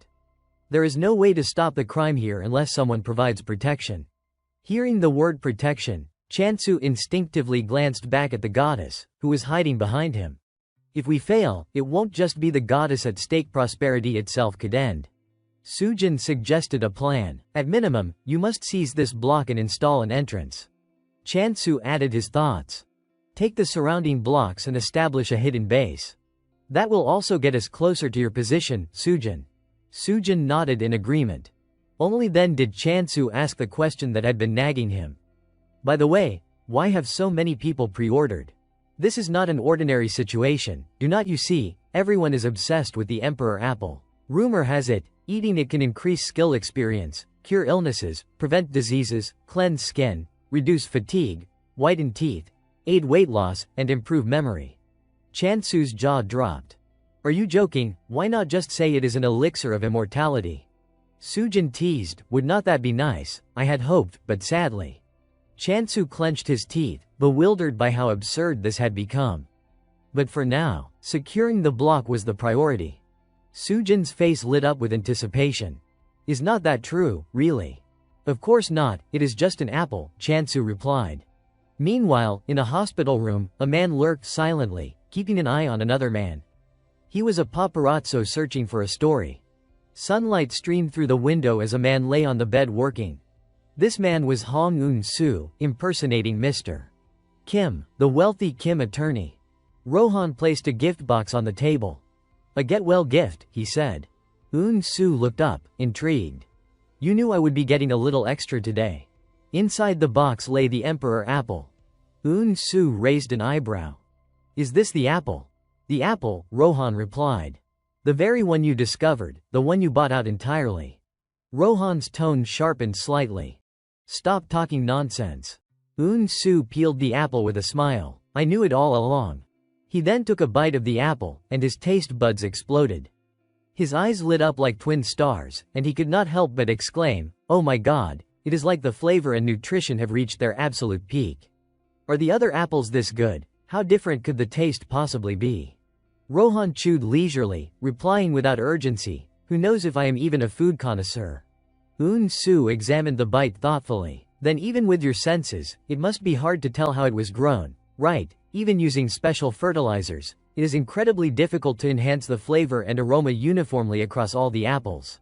Rohan barely seemed to care, still diligently eating the apples. Eun-soo watched as the plate was emptied and growled in frustration. You brought these as a get-well gift, and you just ate them all. He then grabbed his phone to place an order, but was disappointed to find the stock sold out and many pre-orders already placed. Hanging up, Eun-soo lowered his voice. You still have more, right? Sell them to me, I will pay double. No, triple, Rohan countered with a crossed-arm grin, refusing. Meanwhile, the paparazzo snapped picture after picture, capturing every moment between the two men.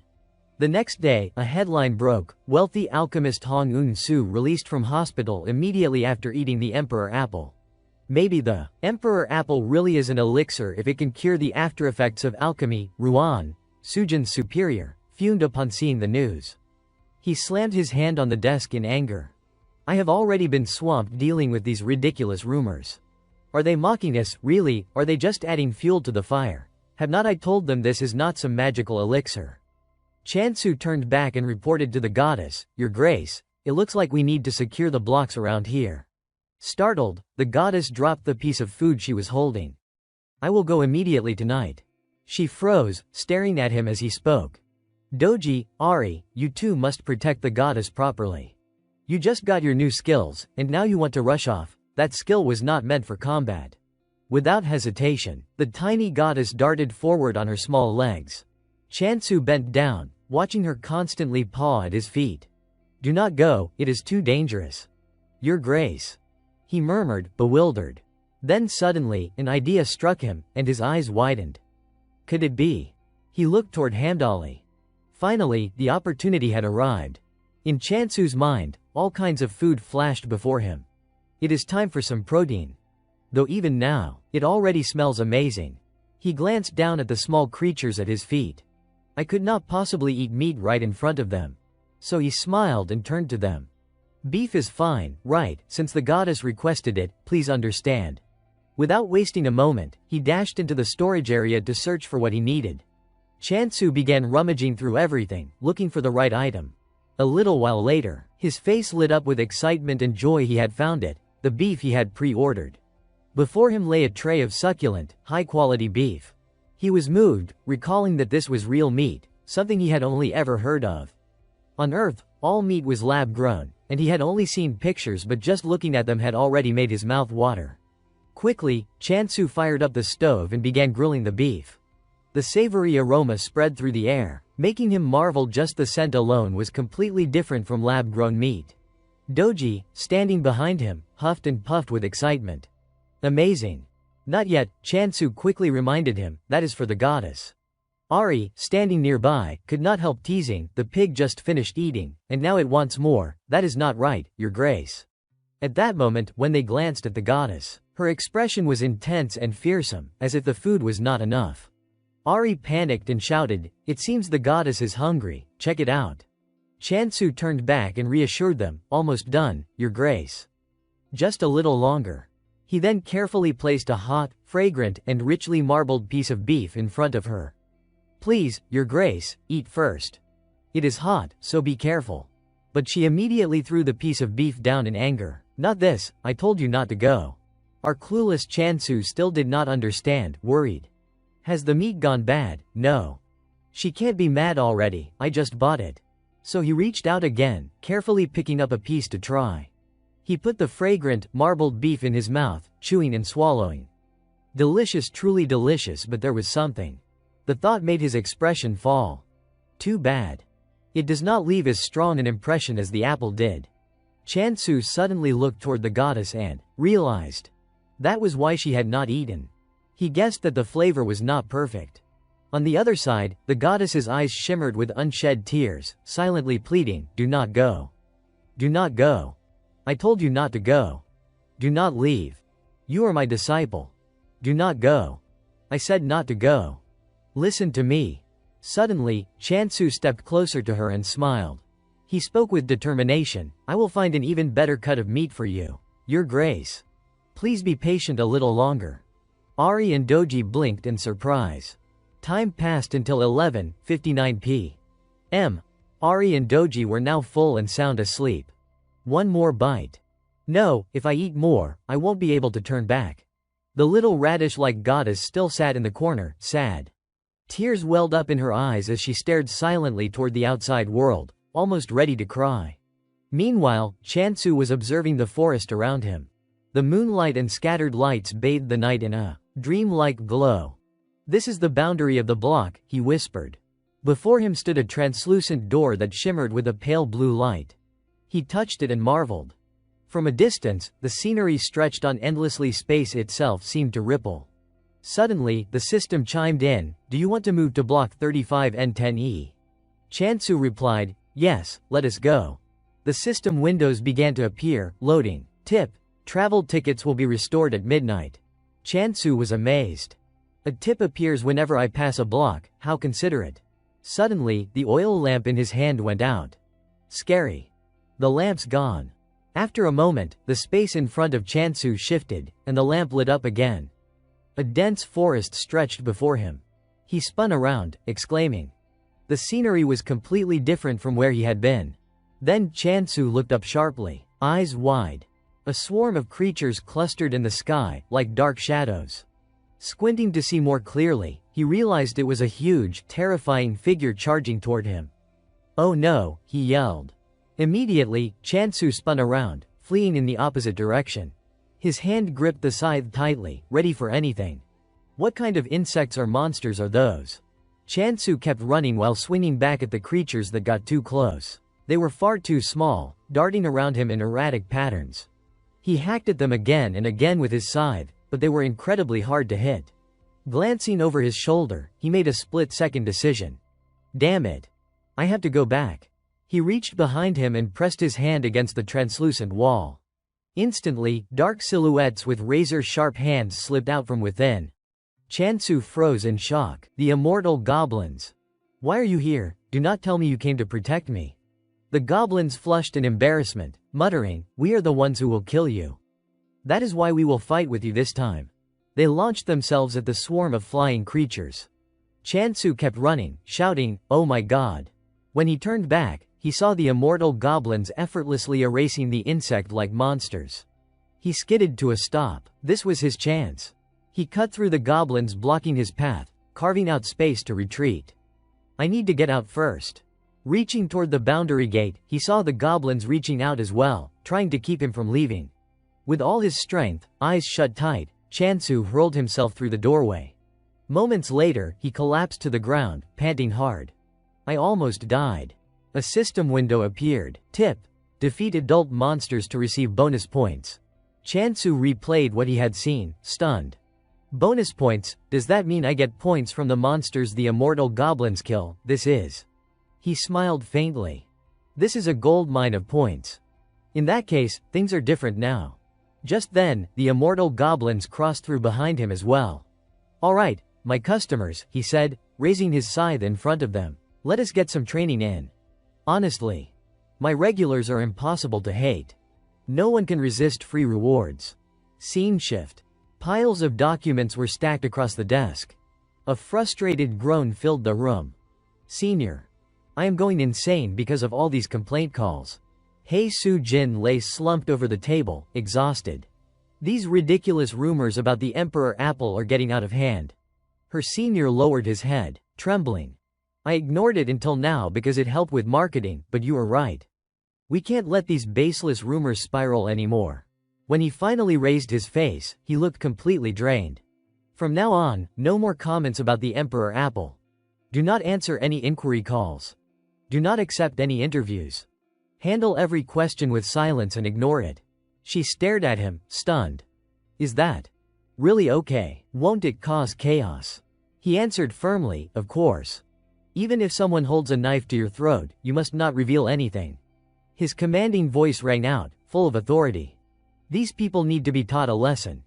Yet behind him, a shadow quietly stood unnoticed.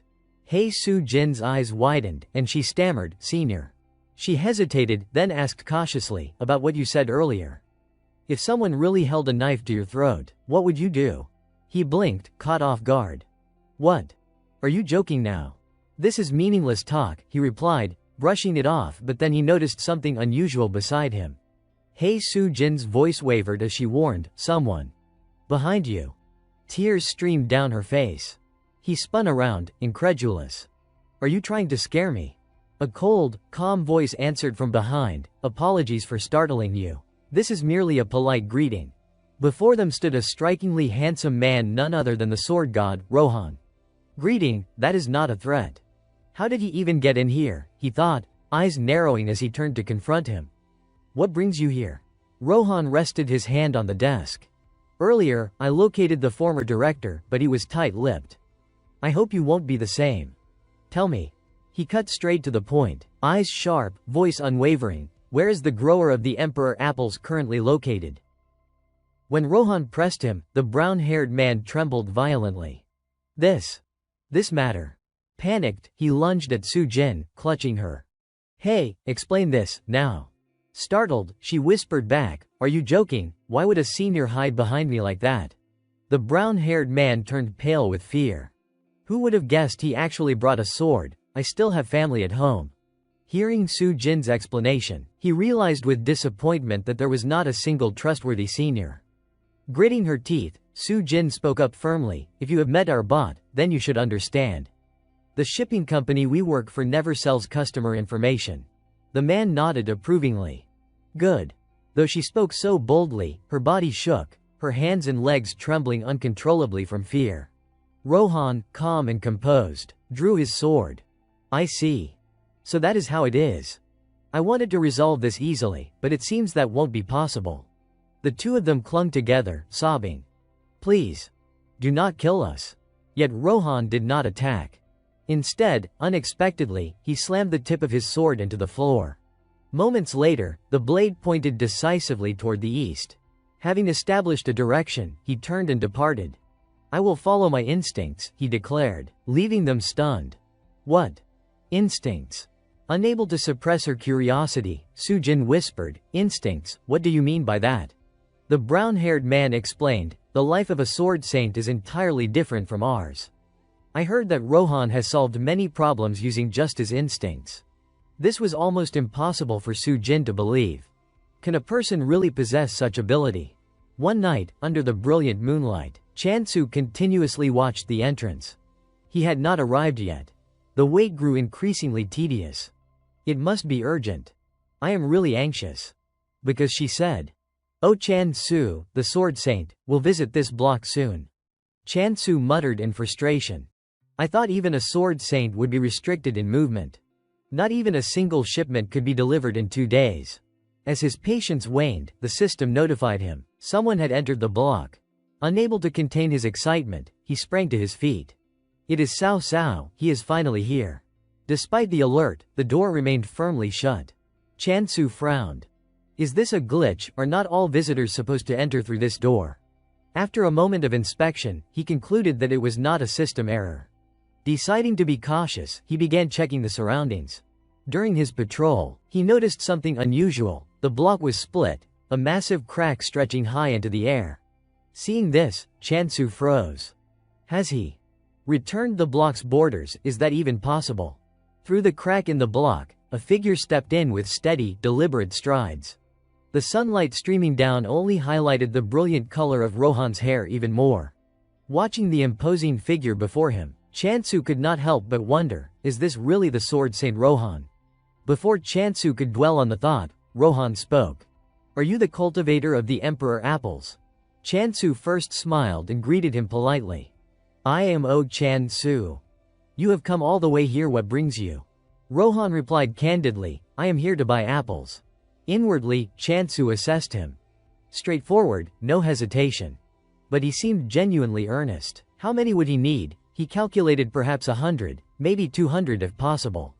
Hearing the request, Rohan's eyes widened in astonishment. What? That is impossible.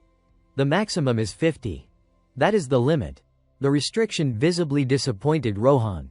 Chan-su thought quietly to himself, he looks so glum. But maybe I am just imagining it. They began negotiating the sale. What about the price? Chan-su asked. Rohan immediately responded, I know it is 200,000 gold per apple. The price was agreed upon, yet Chan-su still hesitated. But we do not offer packaging services here. Rohan waved it off. It is fine, he said. Ah, that is the department store price, he thought, still willing to accept it. I understand, he added. Seeing how accommodating Rohan was, Chan-su quietly debated whether he should sell the full 100 apples. Inside the block, the air was calm and still. Meanwhile, Chan-su guided Rohan through the apple orchard. As they walked, Chan-su mused inwardly, even now, as he moves, his expression does not change a bit. Is this what the composure of a sword saint looks like? Yet beneath that cold exterior, Rohan's inner self betrayed a small longing. Those apples did look incredibly delicious. At that moment, Chan-su called out, as I said, 50 apples will do. Just as he prepared to harvest, the system chimed, the blessing of prosperity skill has been activated. Immediately, a single plump apple appeared, dangling temptingly from the tree. Then, as if on cue, a cascade of emperor apples ripened all at once, their branches bending under the weight. Seeing the fruit ready, Chan-su reminded himself, I need to harvest these carefully. Just a moment, please.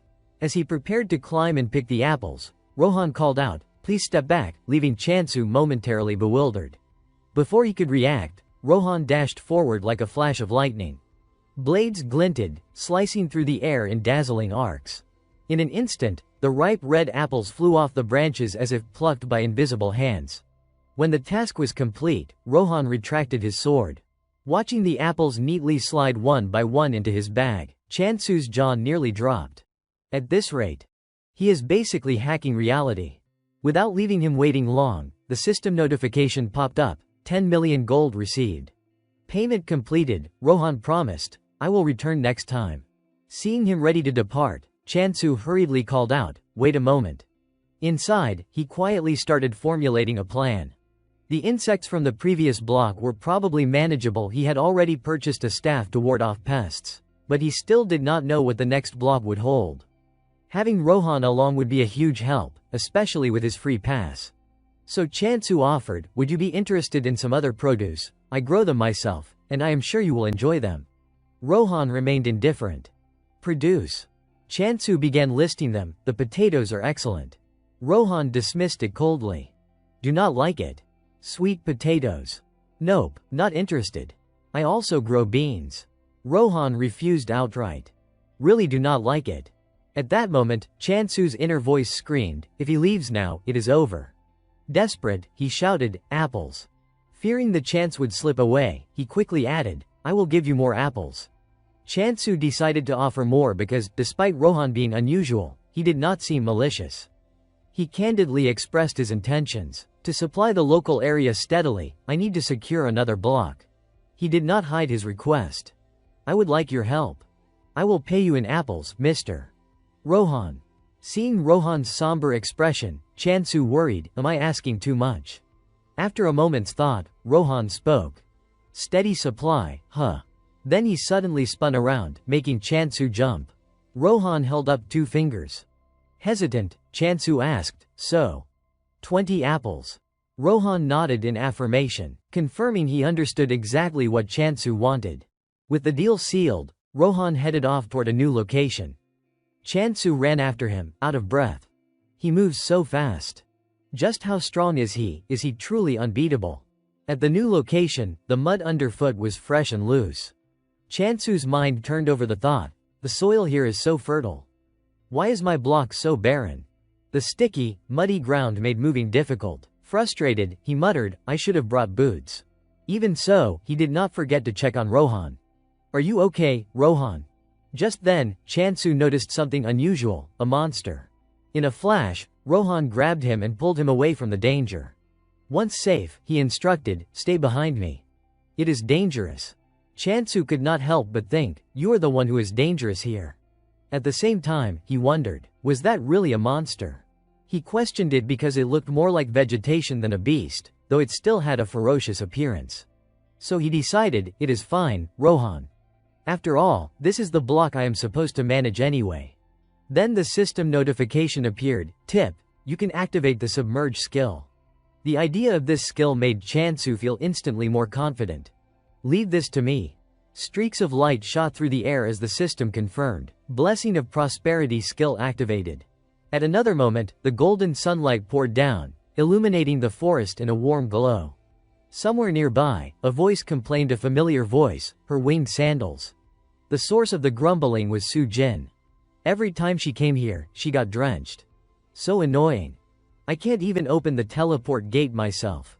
Thanks to the winged sandals, she soared through the air, easily avoiding the muddy puddles below. While moving, Su Jin heard someone call her name. Miss Hei Su Jin. She perked up, happily greeting back. Ah, oh Chansu. But then Su Jin froze. Because before her eyes, Rohan, with his cold expression, was tossing soil into the ground alongside Chansu. Seeing this, Su Jin could hardly believe her eyes. What? What is happening? What am I even seeing? Suddenly, someone slowly approached them. Su Jin, surprised, stepped forward and asked, what on earth is going on here? Chansu, cheerful as ever, replied, did not you tell me to claim the neighboring block? I thought I would take a block and at the same time greet you. Hearing this, Su Jin reacted sharply, no, that is not it. She leaned close to Chansu's ear and whispered, no. Why are you going along with that guy? He glanced at her and hummed, well, actually. Suddenly, something struck the massive tree with great force, splitting it down the middle. Chansu forced a smile and stepped forward, finally done. You have been waiting long, have not you? But Rohan remained silent, offering no response. After a moment, he simply said, apples. With a serious tone, Rohan continued, I am curious about the taste of the apples grown here. Chansu smiled brightly and answered, but there is no soil here to grow anything. It is all water everywhere. Without warning, Rohan crouched slightly and swung his sword with a strong motion. Immediately, the layers of soil beneath their feet shifted rapidly to the sides. Chansu gasped, clutching his chest in shock. So this is what it feels like to hack the system. He sat down beside a young sapling, trembling slightly, and said, I guess we will be seeing each other often. So, you can speak freely with me. The notification popped up, blessing of prosperity skill has been activated. Chansu scratched his head in naive confusion, well, that is how it is. But it seemed Su Jin had already lost patience, muttering angrily, how is how it is supposed to make sense? I do not get it at all. She stepped closer to the tall tree, looked up, and asked, so this is the apple tree, right? Instinctively, Su Jin pinched her nose, showing her disgust. It smells weird. No, actually, it smells really strange. Chansu chuckled helplessly. Yeah, it is a bit unusual. He looked up at the plump red apples hanging from the branches and explained, maybe it is the environment. The flavor and aroma of these apples are twice as strong. Depending on where I apply the growth points, the taste can change. So, I am still experimenting. Quickly, Chansu picked an apple and held it out. Do you want to try one? But Su Jin's face darkened. She held her nose and stepped back. No, I do not. Then, she glanced sideways, composed herself, and looked down at the ground with curiosity. So this is the carnivorous plant you captured, right? Chansu froze in surprise at her words. You can call it that. Su Jin sat down and took a test tube from her bag, deep in thought. This kind of monster. She mused, its behavior is like an ostrich. They only move at night and are notoriously hard to catch. She picked up a carnivorous plant and carefully dripped each drop of liquid into the test tube. It is in good condition. But why is it this good? After collecting the droplets, Su Jin held the tube up for closer inspection and asked, Oh Chansu, did you personally hunt all these plants? Yes, that is right, he replied. Then she turned to Rohan, and you did not catch any. Chansu, surprised, stepped closer and asked, No. Is there a problem? Suddenly, a hand shot out with lightning speed and grabbed his hand. Su Jin shouted sharply, Of course you are going to sell them, right? This is not exactly my specialty, but they are worth a lot.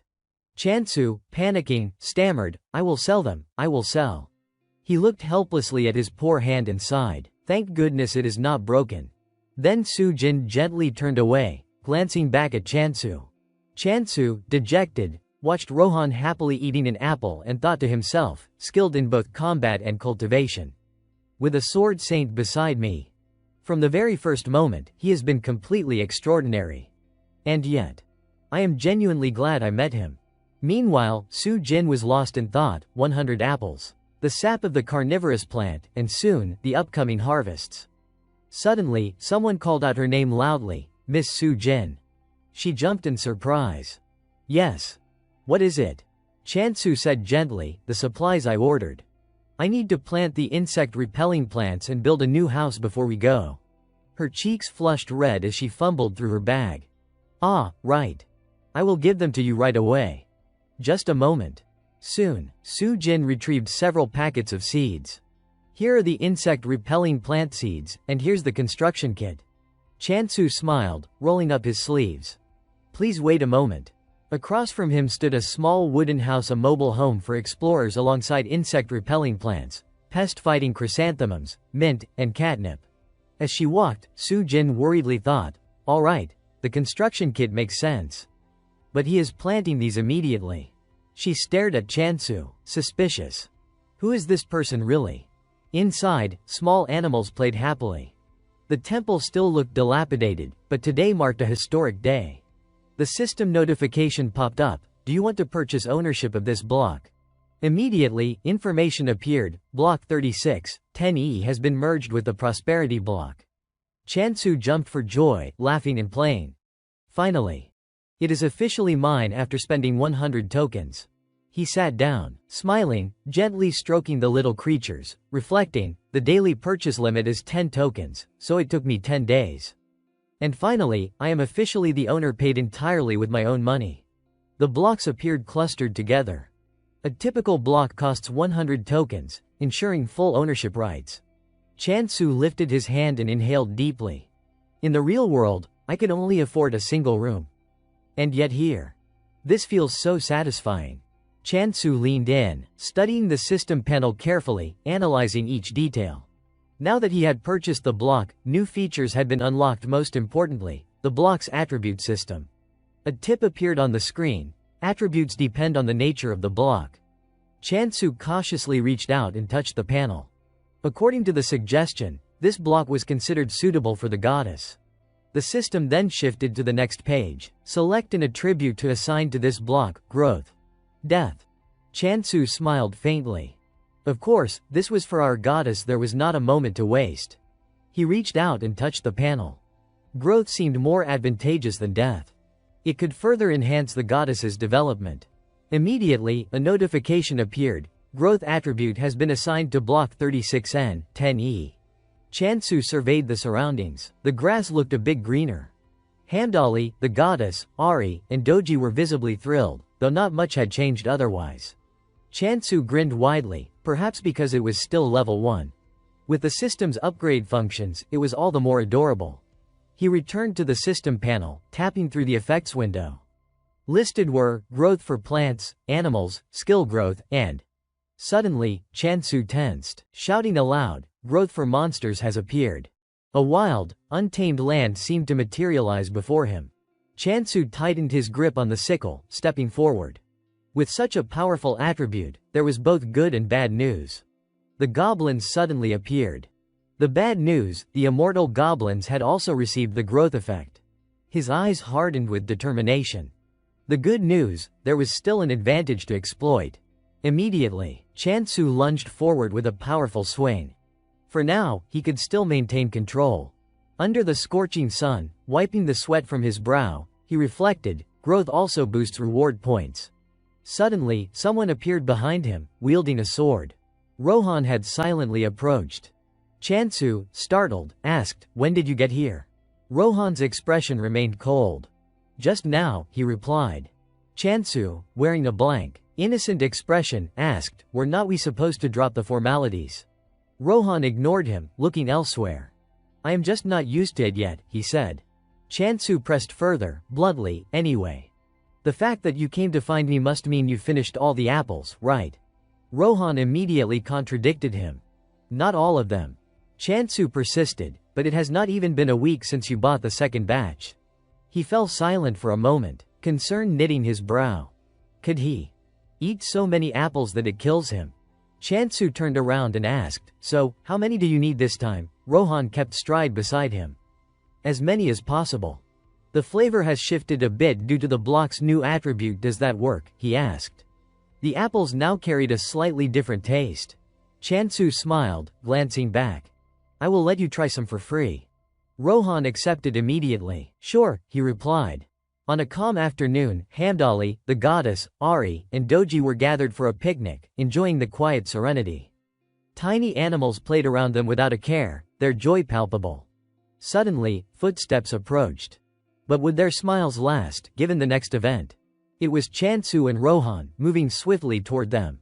Chansu's face lit up with surprise. "Goddess! Why are you all here?" Ari stared intently, curious. "And who is that guy?" Rohan, still casually observing, exuded an unsettling presence. Ari froze, fear widening his eyes. Is he some kind of butcher? Seeing Rohan draw his sword made him recoil in shock. Rohan's expression was terrifyingly serious. "You are lucky. You have got such interesting little pets," he said. Sensing imminent danger, Chansu shouted, "Wait, Rohan." Rohan did not respond. He raised his sword high and swung down with precision. Chansu lunged forward instinctively, shielding the small creatures. He tumbled to the ground, utterly stunned. A single red apple rolled away underfoot. Other apples on the tree began to shake as well. Chansu glanced at Rohan and could not help but smile. "So he is harvesting the apples." Announcing it in advance, huh? Still in a protective stance over the little creatures, he noticed Rohan had not yet recognized the goddess, calling them his pets. Rohan continued to swing his sword, harvesting the apples with incredible speed. "I am not entirely certain," he said, "but I know exactly where they are when I swing." Apples flew around him in a blur. This block. It has the growth attribute, right? Chansu thought. Then Rohan made a surprising proposal. "Let me stay here. I will pay while I train." Chansu's eyes widened as he turned to ask, "Pay?" Instinctively, he asked, "How much are we talking about?" Rohan quickly stated the amount, 9,929,420 won per month. Hearing this, Chansu, along with Hamdali, Ari, and Doji, were stunned. Chansu jumped to his feet and hastily shook Rohan's hand, pretending to act composed. Two gleaming eyes betrayed him his mind was already racing with visions of money. "Welcome. VIP customer," he said cheerfully. Chansu interlaced his fingers, his heart swelling with emotion as he thought to himself, so buying apples is just like a drop in the ocean compared to the rent for a month it is worth multiple times more. Rohan, standing across from him, suddenly asked, "Is that okay?" Chansu quickly responded, "Ah. Yes, but only if the Sword Saint trains here." As he spoke, Chansu's mind wandered back to the memory of the ground splitting apart, wondering if it resembled the sky and earth being cleaved in two. He asked tentatively, and Rohan calmly dismissed the thought. "No." Chansu grew anxious, waving his arms as he described the possibility of furniture shattering and flying everywhere. Rohan again shook his head. "Not like that." Raising an eyebrow, Chansu continued, "But I still can't give up the block for you. I do not have extra points." Rohan closed his eyes and turned slightly. "No need." Then he stretched out his hand and pointed to the base of a nearby tree. "Just give me a decent corner there." Chansu glanced in that direction and was taken aback. "Really? Just that much?" Rohan nodded immediately. "Yes." Placing his hand under his chin, Chansu hesitated for a moment before speaking. Then, "All right. But..." He looked Rohan straight in the eyes, his expression serious. "I actually have another request besides the payment." Placing a hand over his chest, he earnestly proposed, "I want to ask you, Rohan, to protect us."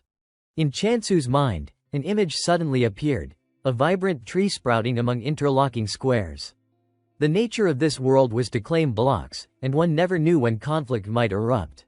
Looking down at Rohan, he thought silently, if Sword Saint Rohan, the strongest among the strongest, protects us, what more could we ask for? Level 100, Sword Saint at level 100. The sum is high, but it is worth it. He lowered his eyes slightly and reminded himself, I have to become a regression simulator after all. At that moment, Rohan suddenly spoke, setting a condition. If you can enhance skill growth effects, I will consider it. Chansu raised both fists and cheerfully stated the specifics. 50,000 points per day, and I will provide 10 apples. Hearing the mention of apples, Rohan's gaze sharpened. Apples can be bought separately, right? Chansu hesitated slightly. Ah. Yes, he answered, though inwardly thinking, how many apples does he eat in a day, anyway? Behind him, Ari fixed a hostile gaze on Chansu, while Doji watched with concern. Ari lifted her tiny wing and chirped a few times. Chirp. What are they saying? Doji, her eyes glistening, replied with a small chirp, upped it. As if acknowledging that Rohan would now live here. Meanwhile, Chansu smiled brightly, thinking to himself, the Sword Saint will protect us. The goddess will surely be happy. But as he turned his head, he caught sight of the small creatures bowing their heads gloomily, all looking inward and subdued. Chansu quickly spoke, startling them. Do you want to say hello? These are my pets. As he called out, a shadow approached, causing the little animals to pale in fear. Come on now, you should greet him too. Rohan, meanwhile, watched them intently, his face cold and emotionless. In the very next moment, the little creatures, frightened, scattered in every direction. Chansu forced a smile and explained, I guess they're just a little timid. Rohan remained silent, deep in thought, saying nothing.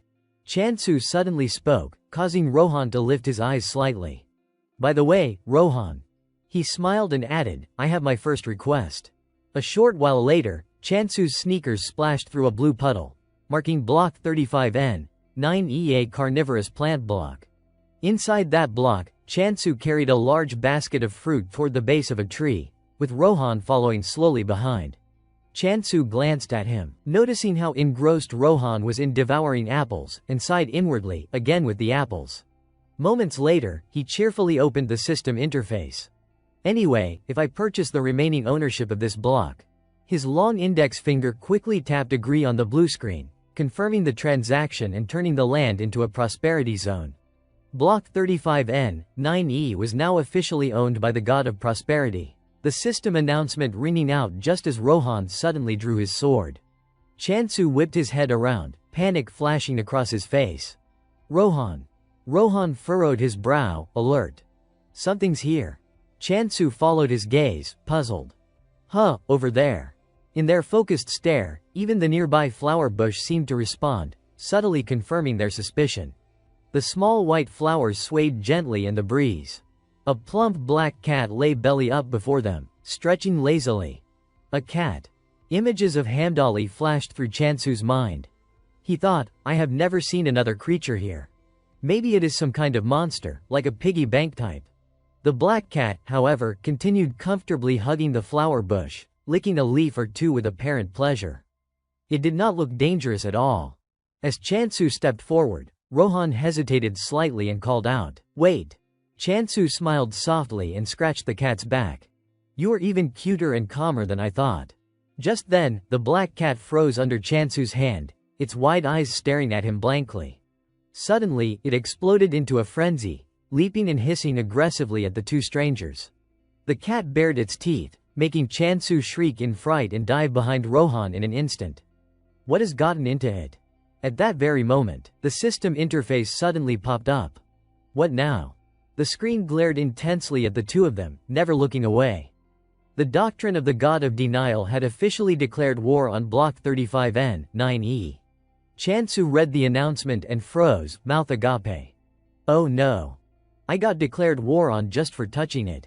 Chansu closed his eyes, tears streaming down both cheeks, and spoke up, "Rohan. Is this cat an apostle of the God of Denial?" "You really think so?" Rohan asked, puzzled. "Why are you suddenly saying that?" Chansu fidgeted, trying to explain. "The apostle of the God of Denial has declared war. It must be angry because I touched it without asking." He looked down at the cat, embarrassed, yet the situation was serious. So, a life or death battle with this cat? Rohan turned slightly and shook his head. "No, it is not the cat." He glanced at Chansu standing behind him and continued, "If a declaration of war has occurred, it means they will start appearing across the block borders soon. And yes, it will be people." Chansu's eyes widened in shock. People. He worried silently, thinking, fighting monsters is one thing, but fighting people. Then Rohan uttered 3 words that made Chansu freeze. "You can kill them." Chansu could not believe it. "What?" Meanwhile, Rohan remained calm, eyes closed, adding, "The people of the God of Denial can be killed. But do not expect it to be easy." Hearing this, Rohan glanced at him, saying simply, "They will respawn at the shrine." Chansu was stunned into silence for several seconds. "Respawn," he murmured. Rohan nodded. "Yes. Think of it like saving your game." Chansu's anger flared, his face turning red. "Respawn, that is ridiculous, one tiny slip and someone dies. But they can just slaughter and respawn. Fine. Let them come." Gripping his sickle, determination blazing in his eyes, he turned to Rohan. "Rohan. Can you help me fight?" Rohan looked at him silently for a moment, then replied, "All right." Chansu cleared his throat immediately. "Then let us go." At the same time, at the green teleport gate somewhere else, a group of skeletons draped in tattered rags suddenly appeared in the forested block. They carried weapons at the front, while 3 humans emerged behind them from the teleport gate. One of the 3, with tied-up hair, raised a megaphone and shouted, "Apple grower of the Empire, show yourself." The scene shifted to a modern city, sunlight reflecting off layers of glass. At the headquarters, Sujin slumped onto a sofa, sighing. It must have happened just like that. Memories of her conversation with Rohan suddenly flooded her mind. "I am not entirely sure." At that moment, Sujin, recalling Chansu, quietly asked herself, "But is Chansu really that formidable?" Meanwhile, Rohan seemed to have misunderstood her meaning and immediately associated it with apples, replying, "It is really special." Sujin bit her lip anxiously, thinking to herself, "Customer Oh Chansu is a powerhouse recognized by the Sword Saint. How could someone be so skilled with a sword and yet so adept at farming?" Images of Chansu wielding his sickle flashed in her mind. To the outside eye, he looked like he was only in his late 20s, yet he had mastered so many different skills to their maximum potential. Sujin narrowed her eyes, pondering. Unless he is someone who came from the 2nd or 3rd grade summoning and was rejuvenated. The most recent event was the 5th. Then it really is. Her thoughts immediately linked to a new concept that jumped into her mind. Divine artifacts. Divine artifacts are objects created for those close to gods, or relics of deceased deities, which allow the wielder to borrow divine power from them. She crossed her arms, full of question marks in her head. But if one is not compatible with a god, it would be difficult to wield a divine artifact. Finally, she slumped back, exhausted. "I do not know. What is going to happen now?" Sujin muttered with a faint, calm smile, "And now he says he lives with the Sword Saint. Really? Just then, a loud explosion suddenly reverberated through the room. Startled, she looked toward the newcomer, smoke and dust swirling wildly throughout the space. Eun-soo appeared, disheveled, frowning as he pushed back his bangs. Then he abruptly cast a sharp, pale violet gaze toward Soo-jin. Soo-jin's eyes widened in fear. What? What is going on? Did he just look at me? Why is he coming this way? Suddenly, Eun-soo thrust an experimental vial toward her, making her flinch in surprise. She peered at the bright liquid near the bottom of the vial and realized that. Is not this the sap from the carnivorous plant I brought back? Eun-soo's eyes widened angrily as he shouted, where exactly did you take this from? Soo-jin, caught off guard by his sudden outburst, immediately burst into tears, her nose running along with her tears. That is. She wailed silently in her heart. What is happening now? Suddenly, a glowing blue teleportation circle appeared. From it, a group of skeleton-like soldiers stepped out. Behind them, a cluster of mysterious figures emerged, their faces obscured and indistinct. Chan-soo and Rohan were hiding behind some bushes at this point. Chan-soo, wary, whispered, "They are here to scout us out, right?" The swordmaster friend, casually munching on a gigantic apple, shrugged. Who knows? Chan-soo's mind raced with anxiety, already imagining the worst-case scenario. What if the undead have acquired some form of civilization? The thought made him shiver. The group in front of him shouted frantically, "It is modern civilization, catch it," and Chan-soo shook his head, trying to calm himself. This is ridiculous. It can't be real. Lost in his thoughts, a loud, commanding voice rang out. Apple-growing emperor, show yourself. The man with the tied-up hair, who had just stepped out of the teleportation circle, advanced further into the flooded area with his companions. He frowned in annoyance, lifting one leg. Why is this area submerged in water? Then, raising a megaphone, he demanded, "Come out and help ensure mutual benefits for both sides." Chan-soo stared blankly, trying to comprehend the situation. What? What is this? Why are not they defending themselves? He tried to reason with himself. Perhaps they are just doing what they want. After all, they are strong. Rohan beside him gave a slight nod in agreement, as if confirming this line of thought. Chan-soo continued to ponder, frustrated by how little information he had. But I do have some. He glanced at the figure behind him, a reassuring presence that seemed to radiate light. Rohan. Thinking of that, he gradually calmed down. Even if things get worse, it will be fine. Right, I am putting all my trust in you. Meanwhile, the man with the tied-up hair at the front suddenly paused, staring ahead. He looked toward Chan-soo, incredulous, muttering to himself, what is going on? Is he alone? His gaze drifted downward to Chan-soo's hand, noting the gleaming, sharp sickle. A frown creased his brow. What is that scythe? Then he scowled and barked out an order. Are you the master here? Stop wasting time and bring out the Apple Emperor. Hearing this, Chan-soo's grip on the sickle tightened. The undead advanced to protect their master, while the man with the tied-up hair stepped back in confusion, raising his voice. Do not I have more people than this? What are you going to do with that old scythe? Chan-soo remained silent, carefully observing the situation and counting their numbers. They were not summoning any additional undead, nor did they show any signs of preparing a long-range attack. The man with the tied-up hair was losing patience. When Chan-soo did not answer, he snapped angrily, "We are the disciples of the god of denial, those who torment others to death." Chan-soo, smiling warmly, explained calmly, "I was worried because you are supposedly the largest faction here, but it seems you are just a bunch of thugs leaning on your connections." The group froze, stunned by the audacity of the farmer before them. In Chan-soo's mind, confidence surged. The god of denial is far beyond my power, but the sword saint is right here. The tied-up hairman's face darkened further, his teeth gritted as he spat, "This is your last chance. Bring out the Apple Emperor now, or else." Chan-soo, unfazed, replied coolly, "If you want apples, you should go to a general store. Why come here to make trouble?" The man, losing control, growled, "Are you ready to face the consequences?" Chan-soo, serious yet mocking, shot back, "You ask a lot of questions. If you want someone who can answer all your questions, go ask my mother." Then, pretending to be surprised, he added, "Oh. Sorry." His words hit the tied-up hairman like a slap across the face.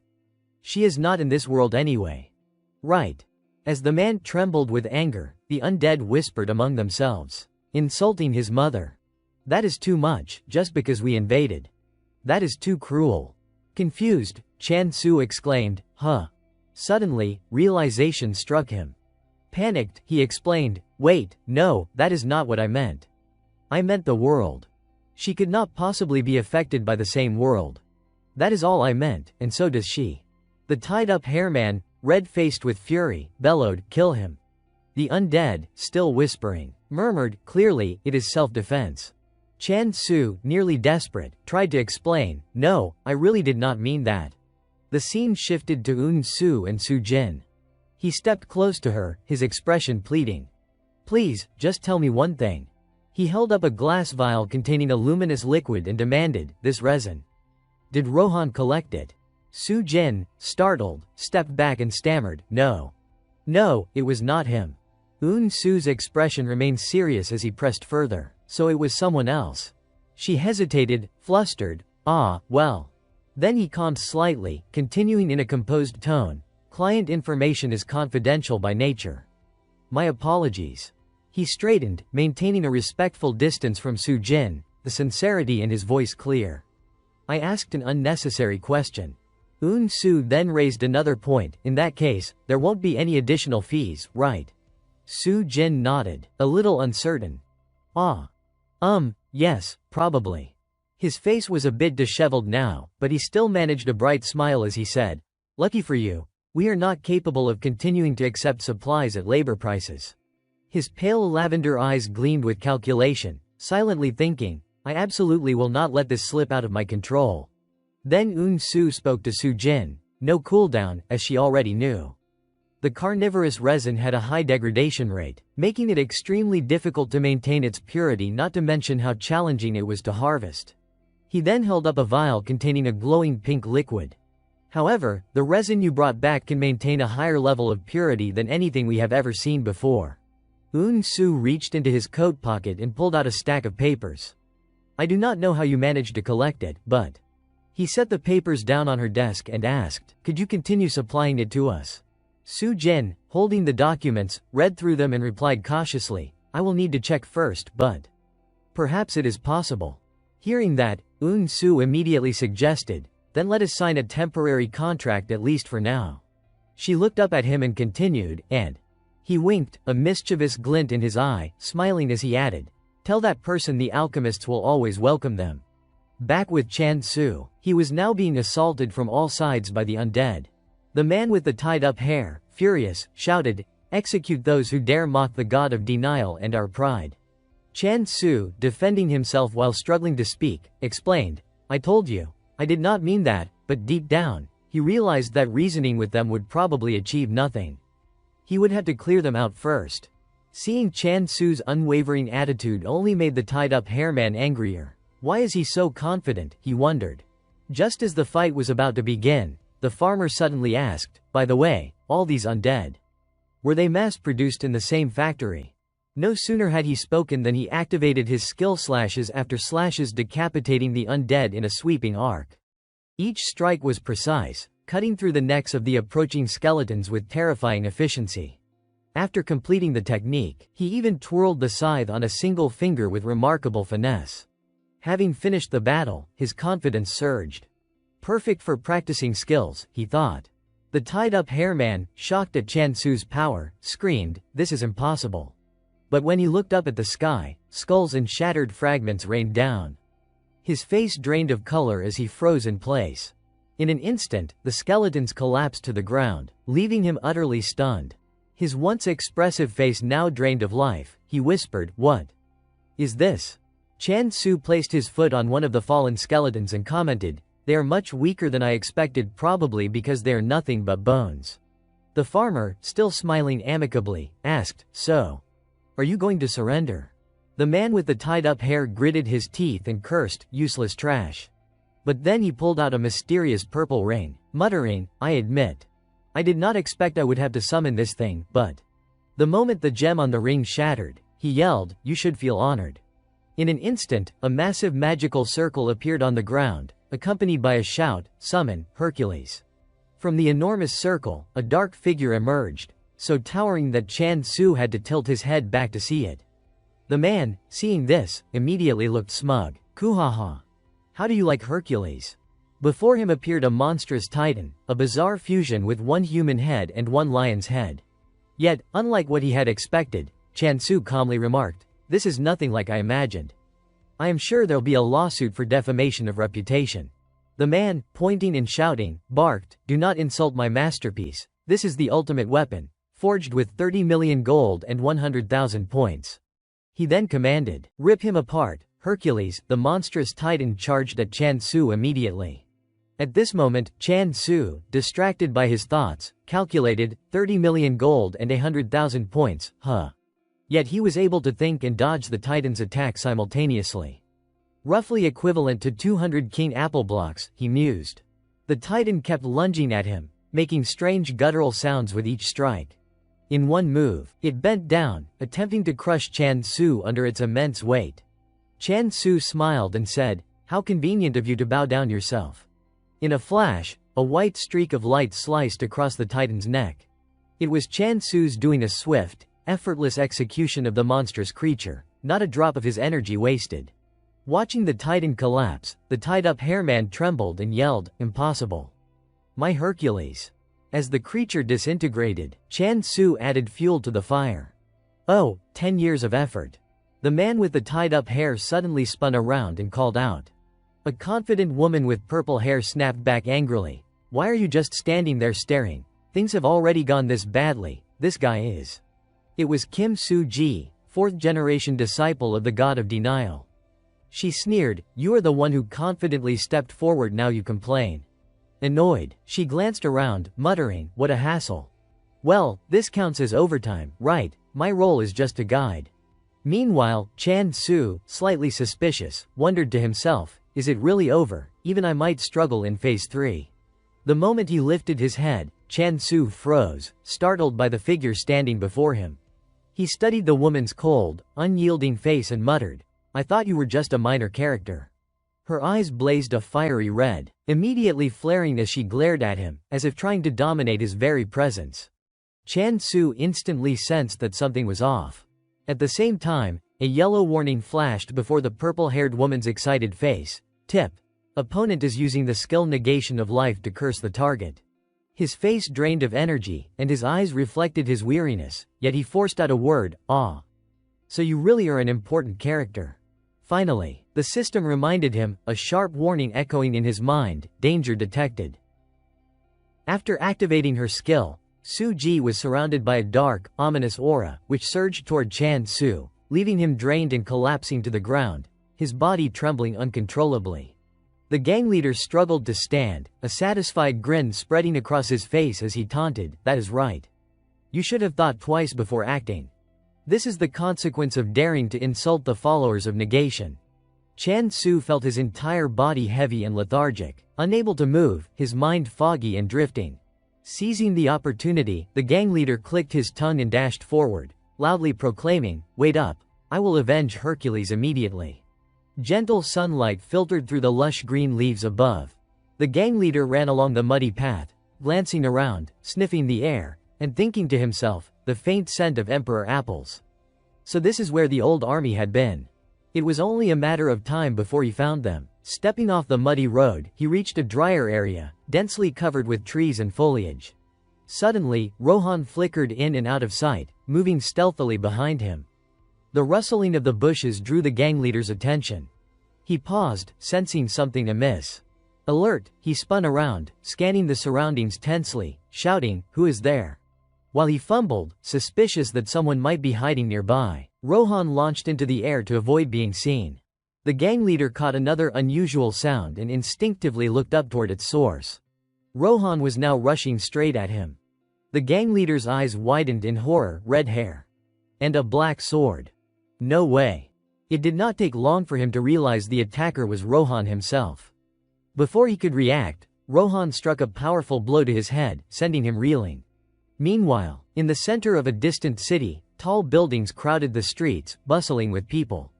Chan Su slowly regained consciousness. Confused, he held his head in his hands, groaning, "My head." He sat there dazed for a moment, scanning the cityscape, bewildered. What just happened? I was fighting the followers of negation. His hand instinctively brushed the ground beneath him. Whispering in confusion, he muttered, "This place." Only then did he turn, looking down at the streets below. Shocked, he shouted, "This is Earth, is not it? The place where I used to pull weeds." Pulling himself together, Chan Su hurried to his feet.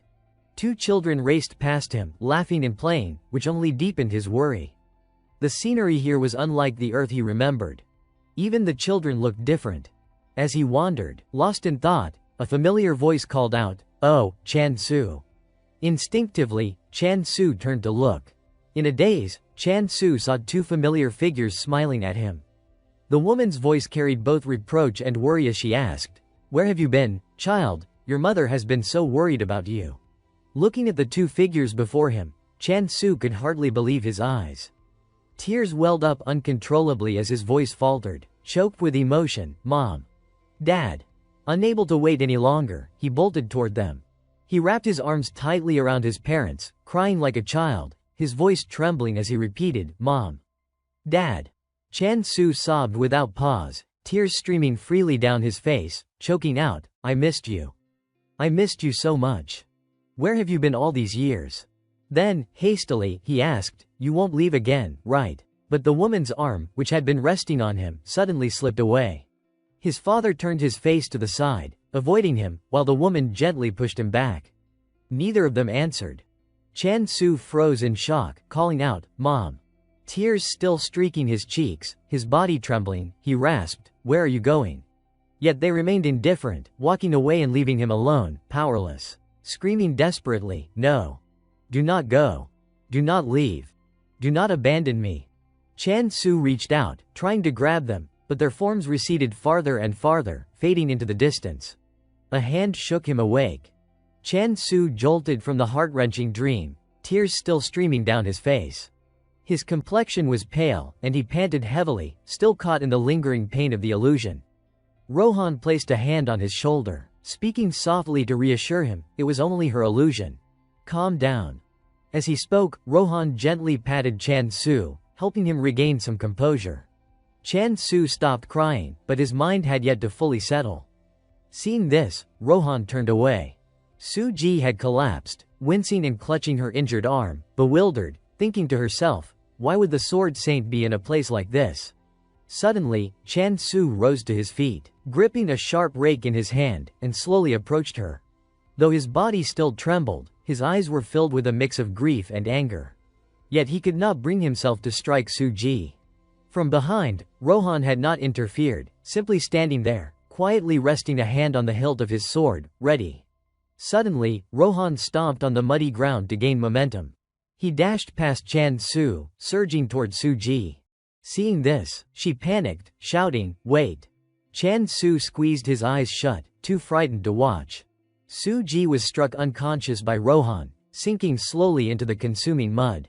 She was swallowed by the swamp, only the top of her head faintly visible as Rohan retracted his sword. He spoke calmly to Chan Su, "Did I go too far?" Chan Su wiped the last traces of tears from his lashes and said sincerely, "No. Thank you, Rohan." Then he glanced at the mess scattered across the ground and steadied himself before asking, "Let us head back for now, okay? We can clean all this up later." Rohan did not answer his question. Instead, he asked back, "What is the plan from here?" Chan Su responded honestly, telling him exactly what he intended. "We are going to become the strongest force in the world. First, we will conquer every nearby territory." After saying that, he hesitated before asking, "Can I continue relying on your help?" Rohan agreed, but with a condition. Additional compensation. "You can pay in apples." Receiving that acceptance, Chan Su relaxed and brightened immediately. "Thanks, whenever I need something, I will call you. I will give you lots of apples." The two returned to the small house with the thin chimney. Suddenly, Chan Su noticed something and could not hide his surprise. He saw the black cat, the apostle of injustice, lying on the ground, rolling lazily, rubbing itself in the dirt as it enjoyed the sunlight. Chan Su hurriedly said, "I almost forgot." He bent down slightly and happily observed the cat before asking Rohan with genuine curiosity, "So, that cat, Who exactly is it? It is adorable. Rohan answered seriously, it is a territory hunter. One of the 7 calamities. Looking at the round, black cat cutely sticking out its little tongue while licking a leaf. Then pairing that image with Rohan's words, Chan Su froze as if someone had sprayed him with glue. The rake slipped from his hand, and he nearly stopped breathing. His face went pale as he shouted in disbelief, "What, a calamity?" Meanwhile, in a dark prison cell, the same gang leader from earlier sat before his system screen as a notification appeared. We have lost the challenge match. Based on the results, penalties will now be applied. Due to the overwhelming power difference between you and the god of negation, an additional fine has been imposed. Please pay compensation amounting to 1 billion gold. Lines of text cascaded rapidly across the holographic display. Seeing the disastrous news, the gang leader trembled with fury, gripping the iron bars until they rattled, grinding his teeth as he growled. Lies. He shouted back at the system in frustration. It is because of the power gap. The other side even had the Sword Saint, but the cold screen responded with only 2 words, request denied. Then another message appeared, as the involved parties are unable to pay, the compensation will be transferred as a debt owed to the god of negation. Hearing that, the gang leader yelled, wait. He reached out through the bars, desperately trying to grab the hovering display, but his hands passed through empty air. Left with no other option, he screamed in hopeless desperation, no, I will pay no matter what it takes. Suddenly, he froze in place. Fear made him shrink back as he saw 2 skeletal figures appear outside his prison cell. They stepped in. One brought a chair, while the other restrained him. No matter how much he screamed, let go, they refused to release him. At that moment, a pair of long legs in high heels approached. A sharp, acidic voice scolded, if you were ashamed, then make it certain. Muttering under his breath, the gang leader, now restrained and kneeling on the floor, looked up to see who had entered. He stammered, why you? Why are you here? Choi Dan-ha, the 4th generation apostle of the god of negation, arrogantly took a seat in the chair. She glanced down at him and threatened, you better explain exactly what happened. If you do not want to experience something far worse than death. She smiled wickedly, staring straight at him. He carefully observed her expression and replied cautiously, the royal apples. I found the orchard of the royal apples. But Choi Dan-ha was not so easily convinced. She eyed him with suspicion and asked, that is not a lie to save your own skin, is it? The gang leader anxiously tried to prove himself, raising his voice, it is true. Rohan the royal apple fanatic was there too. Yet Choi Dan-ha refused to believe him. Judging by the results, if even the Sword Saint had fought, the compensation would not be at this level, would it? The gang leader floundered, not knowing how to explain, words tumbling out in confusion. I am telling the truth, the one who defeated the undead is a disciple of. Of course, Choi Dan-ha interrupted. So Kim Soo-ji lost too. Standing, she mocked him, Kim Soo-ji. She was there as well. She slowly approached him, continuing her sarcastic tirade. Clearly, she had been participating as a mercenary, perhaps as an instructor. It is unfortunate, but you are not responsible for this incident, she said, pausing briefly before letting out a low, amused chuckle. Her eyes glinted with malice as she told him, at least you have tasted the pain of death firsthand. That alone satisfies me. Then, she reached out, cupping his face in her hand. Casually, she added, I just had a thought. If they are farming, then those 2 must be severely understaffed, right? As she spoke, she squeezed his face, and the system's voice rang out. The god of negation requests negotiation with. But Choi Dan-ha, her tone dark and playful, handed the gang leader a new task, take everyone and make them repay using their own labor. The mechanical voice announced once more, until negotiations conclude, the losing party will become prisoners. Choi Dan-ha withdrew her hand from his face. The gang leader shouted, demanding reasoning. What do you mean? There is no way outsiders could be in the royal apple orchard. Choi Dan-ha had no interest in hearing his meaningless protests. With sly cunning, she tempted him, but the truth is they are there. Are not you curious? Hearing her, the gang leader immediately sensed something was wrong. His face went pale as he stared at her. Choi Dan-ha had no intent to persuade him. She was issuing an order. Her voice was deceptively gentle, yet each word carried a terrifying threat, hinting at what it would be like if a human were transformed into an undead. If you do not want to experience it yourself, She trailed off, idly playing with a strand of hair by his temple. Several seconds later, she finally spoke coldly, "Then, by all means, go inside. That is my command." It was an order he could not refuse. It had to be carried out. No one could resist a kitten. Chansu, practically bouncing with excitement, asked, "Then, what exactly is the identity of that cat? It is so adorable." Rohan's voice was calm, almost indifferent, as he replied, "It is one of the 7 calamities." Chansu froze. He could not believe it. This tiny little creature, playing with blades of grass, was a territorial predator. The sickle in his hand slipped from his grip, clattering to the ground as his mind struggled to process the revelation. His face twisted in sheer disbelief and awe. What? One of the calamities? He quickly paled and ducked behind a corner to observe the black kitten licking its paws.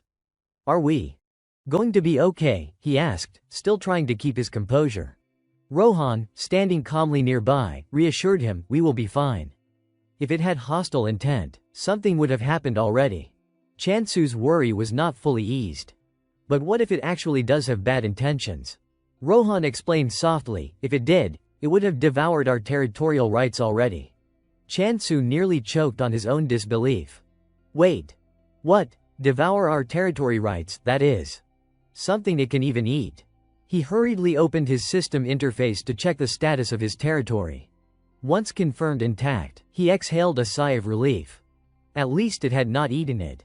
So why was it here in the first place? Rohan, munching loudly on a massive apple, added, "It is probably here to eat cat grass." Chansu glanced anxiously at the tiny black kitten. "But it is a cat, is not it?" To his astonishment, the calamity began devouring all the cat grass voraciously. "Huh. It is really tiny now. Impossible." Tentatively, Chansu extended a hand toward one of the drooping leaves to see what would happen. As a result, his blooming ability flourished spectacularly, a blessing of prosperity. The territorial predator's eyes sparkled brilliantly, surrounded by countless vibrant flowers. It approached and rubbed against Chansu's pants, as if acknowledging him. He felt the intensity of its gaze as it flipped onto its back. Was it inviting him to touch it? Bewildered, he reached out and gently stroked its soft fur, an entirely different sensation from touching the massive, smooth handle. Even so, Chansu reminded himself to stay vigilant. He could not be fooled by its cute appearance. After all, it was a calamity, so it must have a fearsome form as well. While pampering and scratching its chin, he whispered softly, coaxing it, "If you protect this area, I will let you eat all the cat grass you want. How's that?"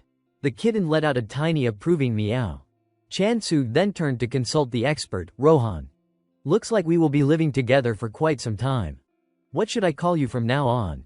Rohan, having finished his apple, cleared his throat. Territorial predator is too long a name.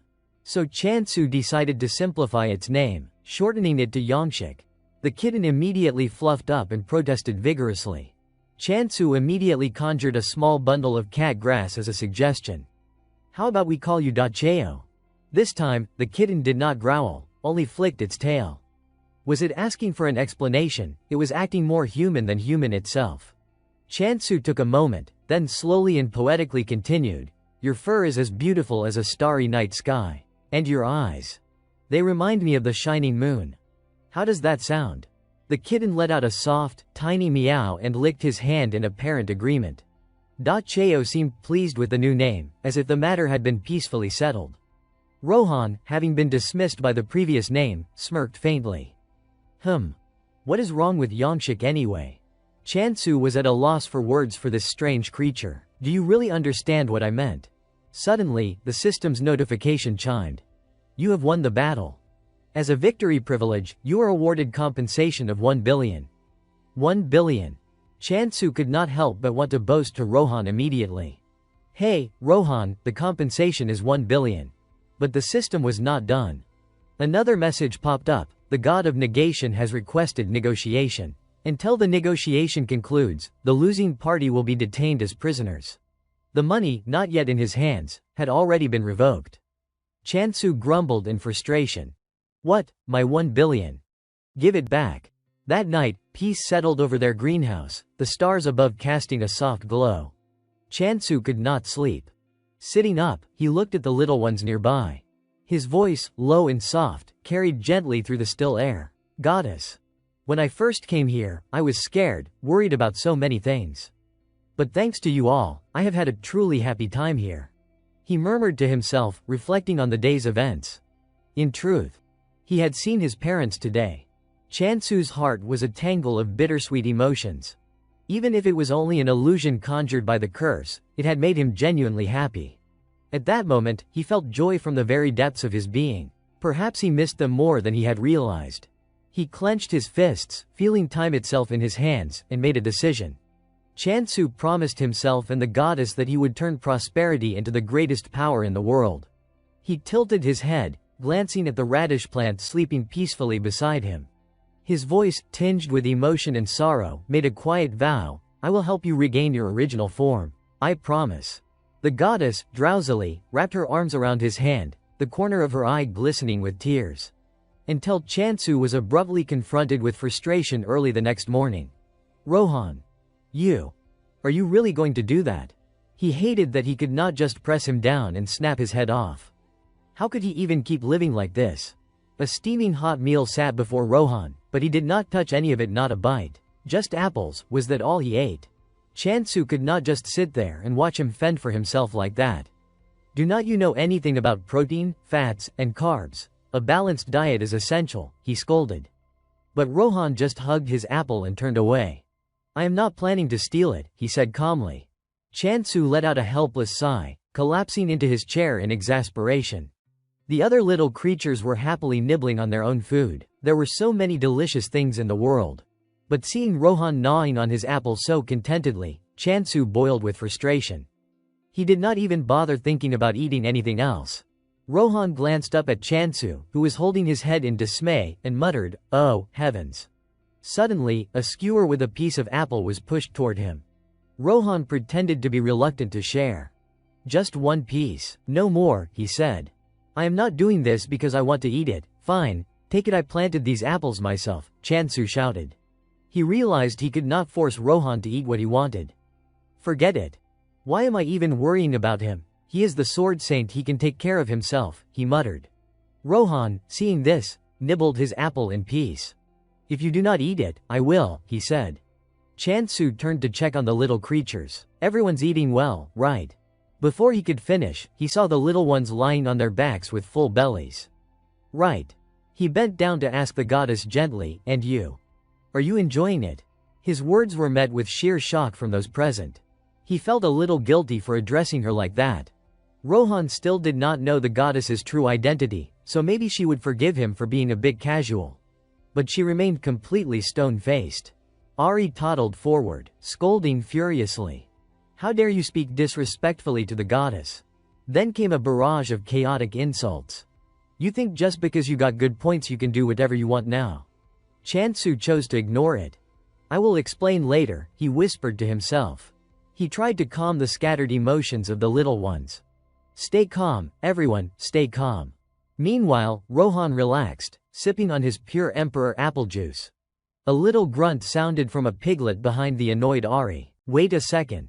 The piglet pushed its glasses up with an air of scholarly mystery, trying to deduce the situation. Could it be that the apostle did this on purpose? Ari, still skeptical, tilted its head behind its tiny glasses. What are you talking about? Where did those cups even come from? It waved its short arms in disbelief. You are really foolish, that sword saint does not even know who the goddess truly is. Doji, with an air of intellect, pointed out the peculiarity. But the apostle spoke formally to the goddess was not that just digging his own grave. The tiny chicken's wings suddenly shot forward and grabbed a fistful of the piglet's thick, pudgy cheek. Ari's expression turned frighteningly menacing as it growled, try using that mocking tone one more time. The moment the glasses slipped off, Doji's intelligence plummeted. I want an apple, it mumbled. Curious, Ari put the glasses back on Doji, and immediately its face shifted back to that arrogant, snobbish attitude. Could you please overlook this matter and speak like a gentleman? But as soon as the glasses came off again, it turned into a clueless, empty-headed simpleton. Apple. Without hesitation, Ari beat the little pig senseless and smashed the glasses to pieces. Chansu stood up, leaving the chaos behind, and turned to Rohan with a pushy tone. Can we go now? The goddess's eyes glistened with tears when she realized he was about to leave. Miss Hei Sujin will arrive here soon, she murmured. Before heading out, he offered a gentle reminder. All right then. Take good care of the house, okay? He noticed the goddess frantically waving her hands at him. The goddess, huh? Chansu scratched his head awkwardly, unsure what to say. I did not mention the battle because I thought she would forbid me from going out. But she already knew everything. I guess that Skuld transmitted the news again. Even so, he could not delay any longer. He bent down and patted her head. I will be back right away. Can you wait for me a little? Rohan cleared his throat loudly when he saw how affectionate Chansu was acting. He spoke in a serious tone, eyes fixed on Chansu. There is something I want to tell you. Chansu followed him aside, puzzled. What is it? A new piece of information was dropped on him. Time flowed differently in every world. Even between Earth and this place, the passage of time was not the same. Rohan's expression was unreadable, but his sincerity was unmistakable. So do not be too impatient, all right? That reassurance brought Chansu a sense of peace. He smiled, relieved. Thanks for everything. Now we really are leaving, right? Even then, the corner of his eye drifted back toward the little one staying behind in the house. The goddess, tearful and sniffling, waved at him along with the others. Suddenly, Chansu had a brilliant idea. Hamdal, you are coming with us too, right? He reached into his spatial pocket and pulled something out. Did you think I bought this just for decoration? Hamdal ran toward him with bright, sparkling eyes full of expectation. It was a breathable hamster sphere made specifically so owners could carry their beloved hamsters around anywhere they wanted. Want to keep your hamster with you at all times? No need to worry anymore. This adorable carrying capsule lets you explore the world together. Once everything was set up, Hamdal hopped inside the carrier, bouncing with excitement. All right, now we can go. They bid farewell to their safe little territory and stepped out to explore the world beyond. It was time to expand their domain. The door opened, bridging two entirely different dimensions. Chansu stepped through, his face full of awe at the sheer wonder before him. He gazed at the simple, modern door still standing ajar, and beyond it, the night sky glittered with countless stars. Now, he thought to himself, even without a travel pass or Rohan, getting around won't be a problem anymore. This door is truly amazing. At that moment, a voice called out, drawing his attention. You have arrived, huh? Soft sunlight bathed Hei Su-jin as she knelt on one knee, gently stroking the back of the black cat. I heard you fought the null deity, she said, relief evident in her voice. I am so glad you are safe. Chansu smiled brightly at the sight of her. Oh, you came early, he said cheerfully, raising a hand toward Rohan, who had just stepped through the door behind him.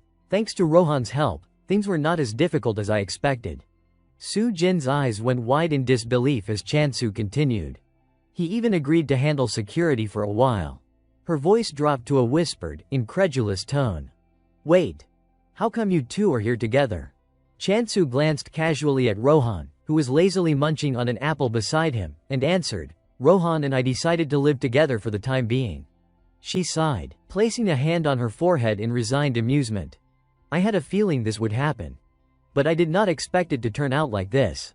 You really do keep surprising everyone. Su-jin's gaze shifted to the black cat curled affectionately at her feet. Changing the subject, she asked, by the way. Where did you bring this little one from? Chansu introduced it with a grin. It came here on its own. Its name is Dathin. Su-jin froze for a moment when he presented the transparent sphere, containing Hamdali. Her eyes widened. It is real, she murmured. Quickly, she approached and greeted the little hamster. You are clever, Hamdali. You are here too. Chansu chuckled, watching her interact with the tiny creature. Yeah, it is extremely clever. In his mind, he recalled that moment when the creatures burrowed underground. Hamdali was smart enough to understand that if it devoured the core of a territory, the decisive element of the catnip field, then the entire field would be destroyed. Chansu gently placed Hamdali's glass sphere on the ground. Su-jin, standing beside him, elaborated with a hint of admiration. A monster that is both smart and adorable like this is rare. If you caught it and sold it, many people would want it. Chansu replied while watching Hamdali roll the sphere over to Dathin. Well, that might be a bit difficult. The little hamster zipped over excitedly. Da Thien, holding a leaf in its mouth, glanced at Hamdali without much interest. Su Jin shrugged reassuringly. If it is too tricky to find, just set up a little dungeon. The monsters will gather in there automatically. Chansu's eyes widened in realization. Ah. So that is another way to use it. A vision formed in his mind, dark, confused monsters looking around, wondering where everyone had gone. He stroked his chin thoughtfully. Currently, we have 443 loyal customers. Surely, there are still many more outside. This might come in handy later. Chansu turned to Su Jin. Anyway, since it came from another region, this might be a little tricky. Su Jin's eyes widened with curiosity. Another region, from where? Chansu replied, it came here on its own, so I am not really sure either. Su Jin's face paled slightly. Wait. Could it be a person transformed into a cat? Chansu explained, oblivious to the fact that Da Thien was now drooling over Hamdoli's glass sphere. According to Rohan, Da Thien was a territory-devouring creature. Su Jin, engrossed in conversation with Chansu, barely noticed the scene unfolding and asked again, a territory-devouring creature.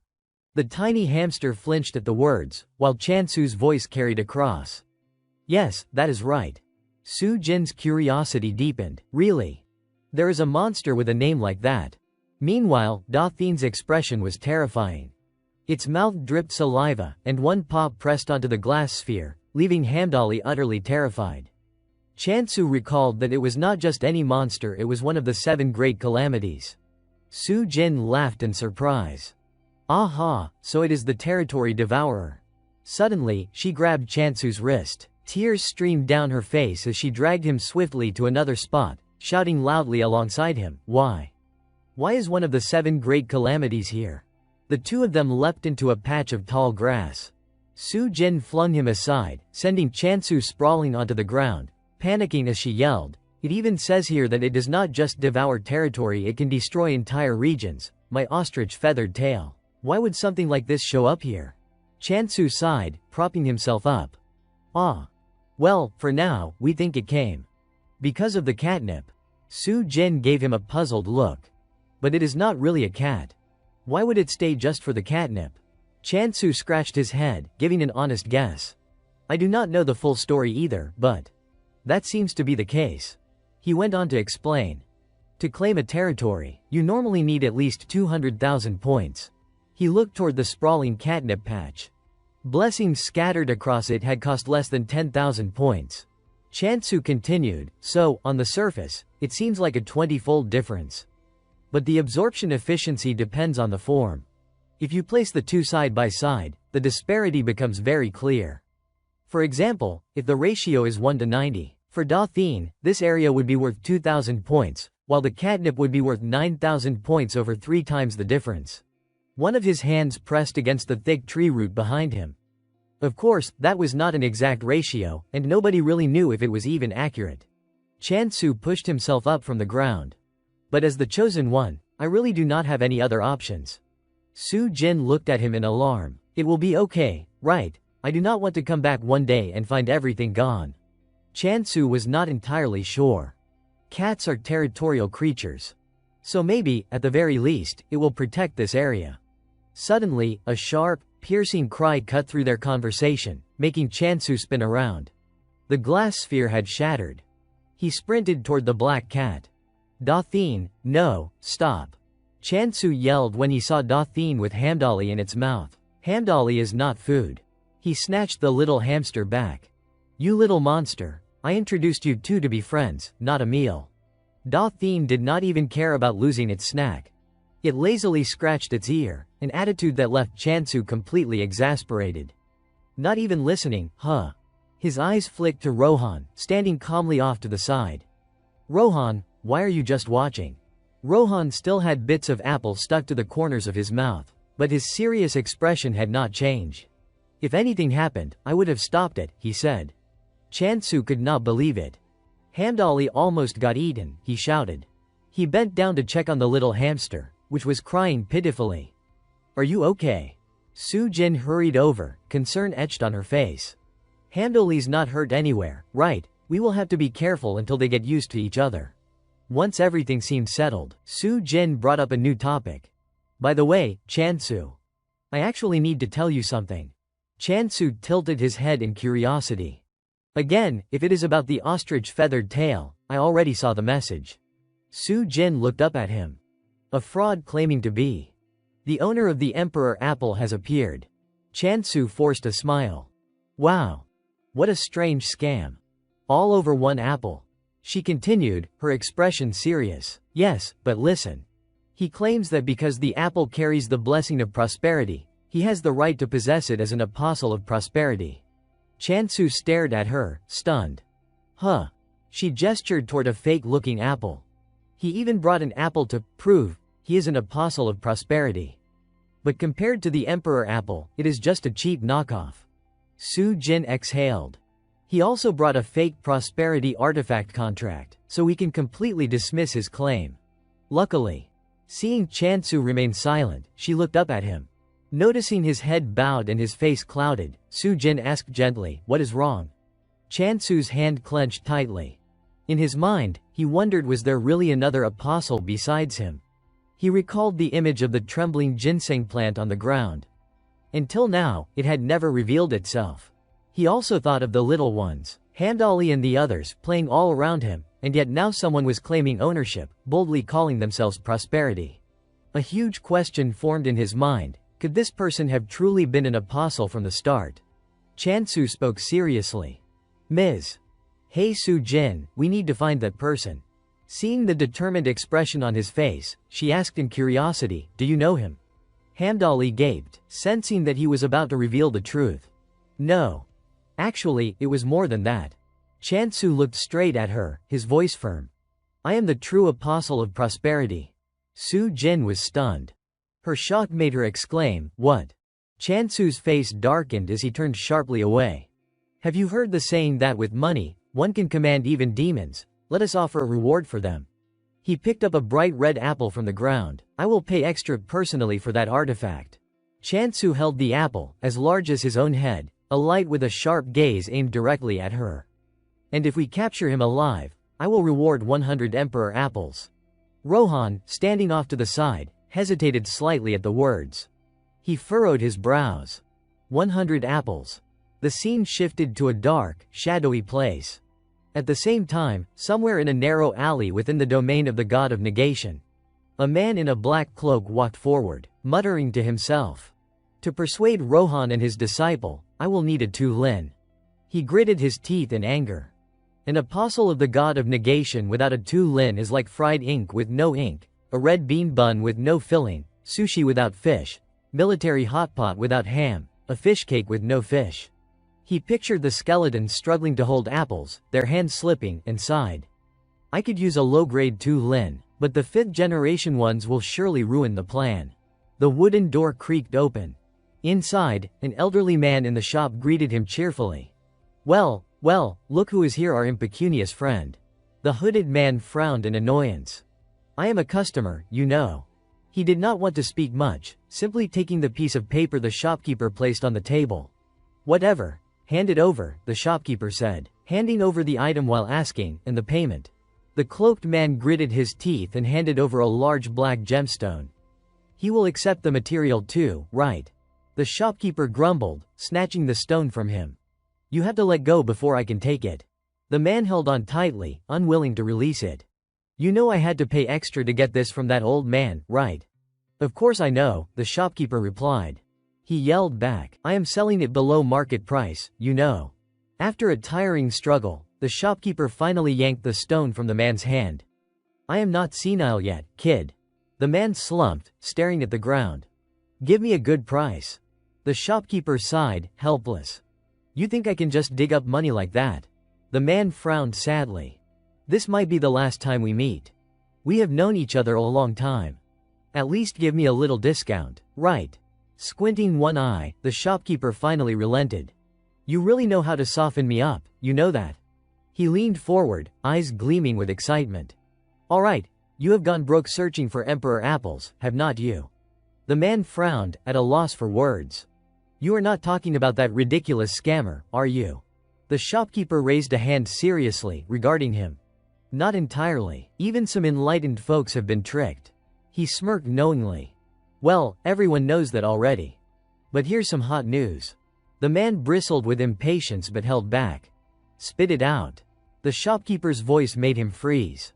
There is a bounty on that scammer, 100 Emperor apples if you catch him alive. Extra pay if you can retrieve the artifact. The man smirked, curling his lips into a sharp grin. Without another word, he spun on his heel and dashed off. Thanks for the reward, the shopkeeper called after him. If you are that grateful, remember to come back.